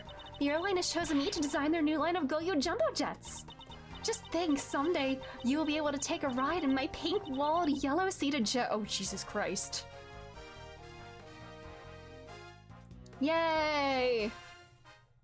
Oh my god, were they just kissing? Oh, Jesus. Ouch. That's what? Ah, that rudeness of a rude man. Because of him, my time and money is wasted. And more importantly, I received a most fantastic treasure recently. The Primidox statue of the Principality of Cadopia. It weighs a bit light in my hands, but the Ambassador Paleno was most generous. Oh, he got the fake one. Sounds about right. Because they have no use for it anymore, I guess. Girly pop? I finally caught Agent Hicks's killer, and I was able to witness Mr. Alba's teary eyes.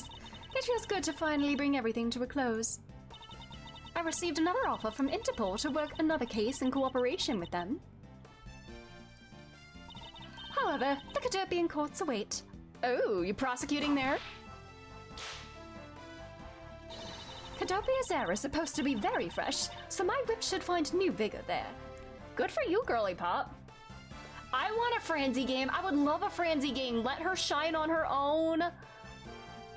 Let her have her development and unlearn all the bullshit Von Karma taught her. This little patrolman has been fired as of today, sir. I thought I was safe since we found the gun I had dropped. But I had to notice I dropped my police badge too. I guess what really broke the camel's back was that I couldn't find my badge. My little life has suddenly tripped into a dark black hole, sir. I think I'll go to the courthouse and file a complaint with Ruffles Man. Ruffles Man! Although, like, in like a month, isn't he working security at the courthouse during Phoenix's disbarment? Yes, Kay has a whole legacy to uphold now. She can— Bestie! Hello, Emma! I loved seeing her. I was actually hoping to talk with Mr. Edgeworth a bit more than I did. But I've got to get going and return to Europe. I still got a long way to go and a lot of stuff to study there. Next time I help Mr. Edgeworth on a case, I'm gonna do it as a real forensic scientist. I'm sure he's gonna need all the help I can give him, scientifically. Oh, good luck, girly pop. You're gonna need it. Oh, Emma, I love her so much. Amazing Company Limited. Hello, Hachi. Because the kidnapping was staged, I was let off easy.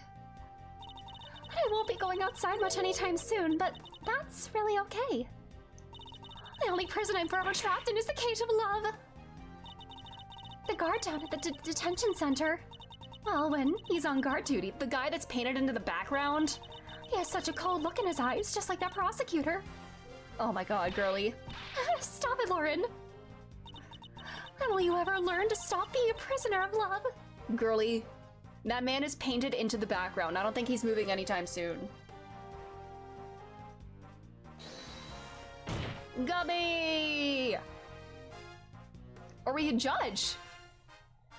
Hello. It appears there are all sorts of drama that takes place outside of the courtroom. Since we judges are here day in and day out, I've only heard a few rumors, but...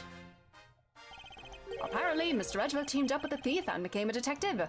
Maybe I should team up with a bailiff and try to become a lawyer or something. Oh my god, that'd be so funny. Where's the judge adventures? No, actually, I think the appeal of the judge is that we don't know much about him other than his grandkid. It's the mystery of it all.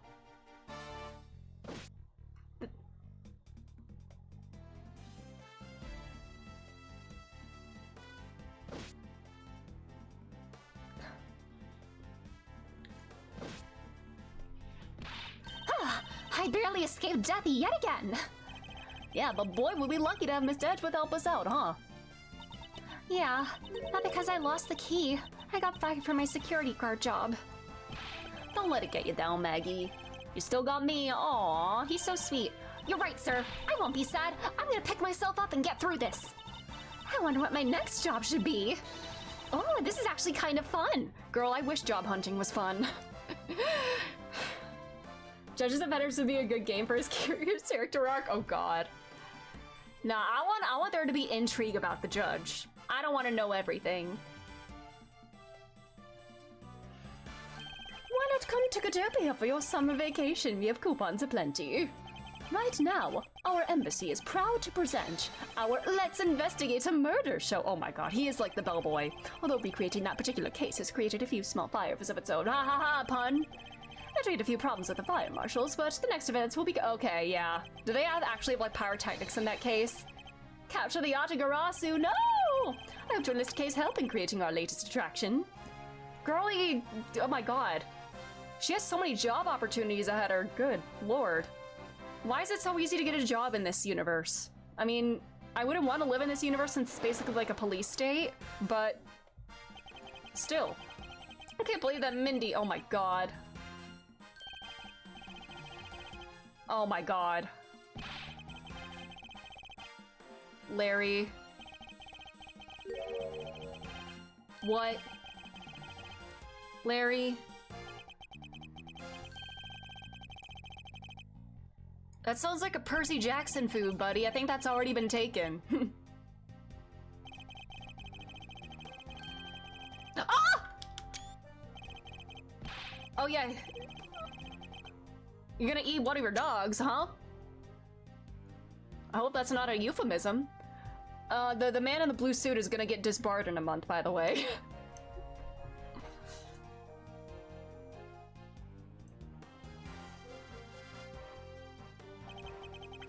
I gave testimony in court today as a member of the Yatagarasu. Oh, Mr. Bad, you look well, all things considered. By the way, have you noticed the elements within the ring have begun moving? They're probably fighting over who should succeed, over who should be the next boss. Although, to be honest, I wish I could forget I'd ever heard of that smuggling ring. Lang Zi says, thoroughly bite the poisonous snake from head to tail. No one runs afoul of the law and escapes this wolf's fangs. I'll get you all yet. Ah, youth. When did I become so old, I wonder? I've begun noticing the gray hairs in my beard more. I'm thinking of retiring my mirror. Yeah, just never look in a mirror for the rest of your life.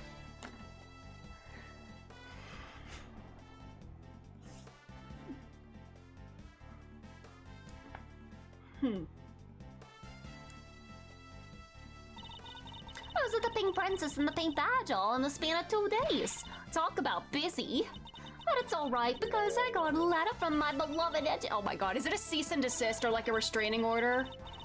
You take care your hip and when you wish to speak, First take off your headpiece. Jesus. Like her actual head. Oh my god. I think he needs to get a restraining order against you, girl.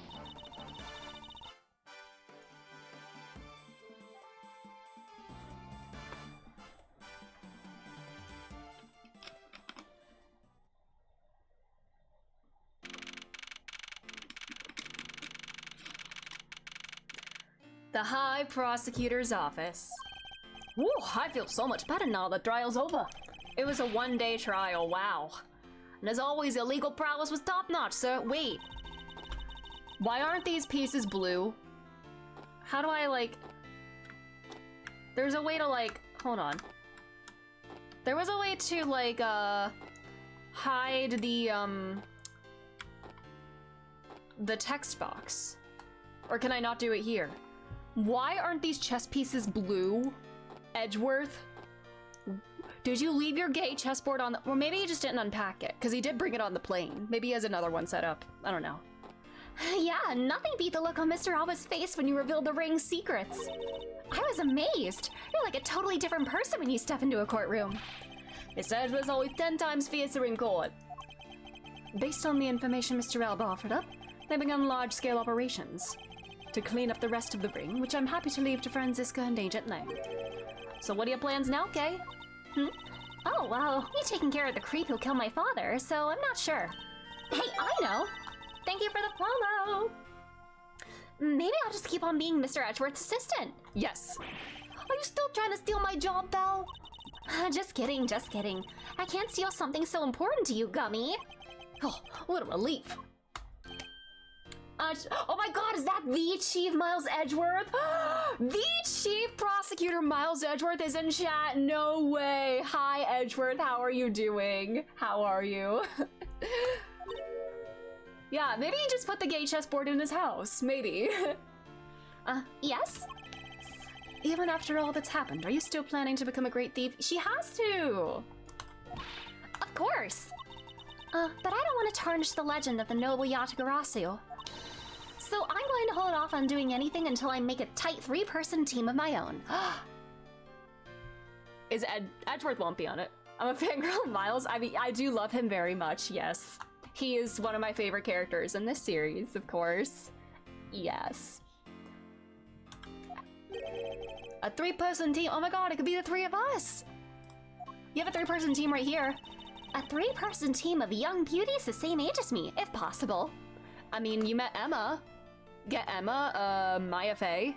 I mean, Maya's probably busy training. I mean, I wouldn't really say I simp for him. I just enjoy him very much as a character, and I also just kind of want to, like, study him under a microscope. It's like those kinds of feelings, yeah. I wouldn't say I simp for him, but he's just a very intriguing and interesting.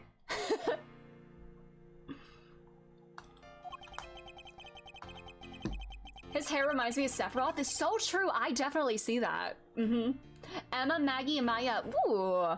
Those criteria, I highly doubt you'll find the 2 other people you need. Or Trucy, even. No, Trucy's still pretty young at this point. She's like 8. My father chose to fight for the truth. I think that's what was so noble about him. Edgeroth, so true! So you see, Mr. Edgeworth, the only things I will ever steal are the truths that have been words. Are the truths that have been hidden away. I'm going to work extra hard to make a world where the Yatagarasu isn't needed. Let's both strive for such a future. Well, I guess it's time for me to get going. I see. Okay, keep your chin up and stay strong, okay? And don't be a stranger. Don't worry, I'll be back. I'll be sure to break the lock on the window and sneak in. Good for you, girlie. If you could, I'd appreciate it if you came in through the building's front door. She has to practice like sneaking in, though. It's okay, Mr. Edgeworth. The lock on my window at home has been broken for forever. Oh, one last thing before I go. Let's take a group picture, just the 3 of us. Aw, yes! A commemorative photo. Every big case has to end with one. Come on, Edgy. Keiji, come on! Would this game be a sequel before his first? No. This game takes place after the third Ace Attorney game. It takes place like a little bit after that, and it's like a month or so before Phoenix's disbarment, which is 7 years before Apollo Justice. But yeah, this is after the third game. Hey, why not? Don't tell me a camera shy, Mr. Edgeworth. Of course not, Detective. Come on, Mr. Edgeworth, I'm taking the picture now. Hey, come back here. Mr. Edgeworth, you can't run away. Oh my god, is he actually running? Oh my god, what a loser! Detective Gumshoe. Stop that, I can't be seen doing that. I have my screenshot camera finger ready. Okay, I'm totally taking it now. Say cheese. Oh my god, are they like making him do the smiley face? And thus the long tale of the KG8 incident came to a close. I hope there was the two of them like making him smile like this. It's all the demise of a smuggling ring and the birth of a little great thief. Aww. There's little time to rest and relax. For I'm eager to tackle the investigation into a new case. Oh? The reason for my eagerness is my want to pursue the truth, and my want to believe in the strength of those who use the power of the law for good. Ah, as someone who has chosen to live my life as a prosecutor, that is my new creed. Aw, cute! Aw, the besties! That's cute. Yay!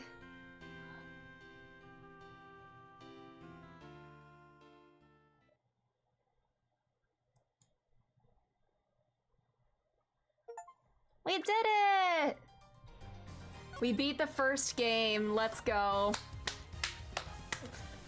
Nice. We're halfway done. Although I don't know how long the second game is compared to this one, but we did it. We beat the first one. I had fun. I enjoyed that a lot. I guess I would say that last case was quite long. The last case kind of dragged out a bit too long, in my opinion, but you know, I enjoyed it. I'm always happy to spend more time with Edgeworth. Kay is great. I love her very much. She's very silly, very fun, and I love that she loves Edgeworth. She likes Edgeworth, but she also likes seeing him like in misery. She likes bullying him, and she's just like me. I love Edgeworth, and I also love bullying him. So I'm literally just like Kay. But yes, Edgeworth has his own little weird girl assistant now, and tomorrow we will start the second game. Can we look at the gallery for the first game? I'm also wondering, like, character compendium, photo album, accolades and everything, achievements. I'm guessing this is a bit different than like the Great Ace Attorney, where it's not meant to be like a duology, like per se. Like, obviously there's like a sequel and everything, but with the Great Ace Attorney, the first game still had like a lot of loose ends that were like wrapped up in the second game, because like the two games were always meant, it was always meant to be like two games telling one story. And that doesn't seem to be the case here. Like, they both seem like self-contained games. So I'm hoping we'll see some cameos of like maybe like Lang, and I think Kay comes back for the second game quite a bit. I don't know if Lang is gonna come back. I hope we get some Lang cameos. But oh, this is so cute. Look at them.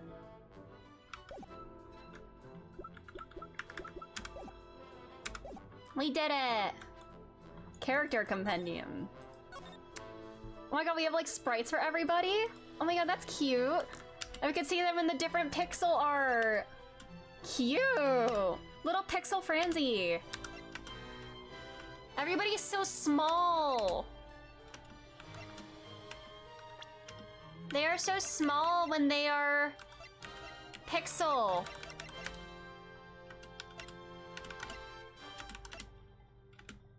Officer, Forensics, Kanaiza. Rhoda, Cammy. Wait, this guy has standing portraits? He's so bulbous. Is that Gummy in front of the TV? Wait, where? I can look back in a minute. I want to see everybody in pixel form. This is what they look like on the Nintendo DS. Manfred von Kampfscare. Young Edgy! Young Franzi! Younger Gummy! Young K!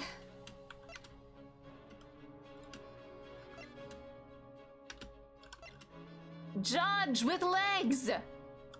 Oh my god. Young Lang. Callias, oh my god, that face. They're so pixely! Steel Samurai!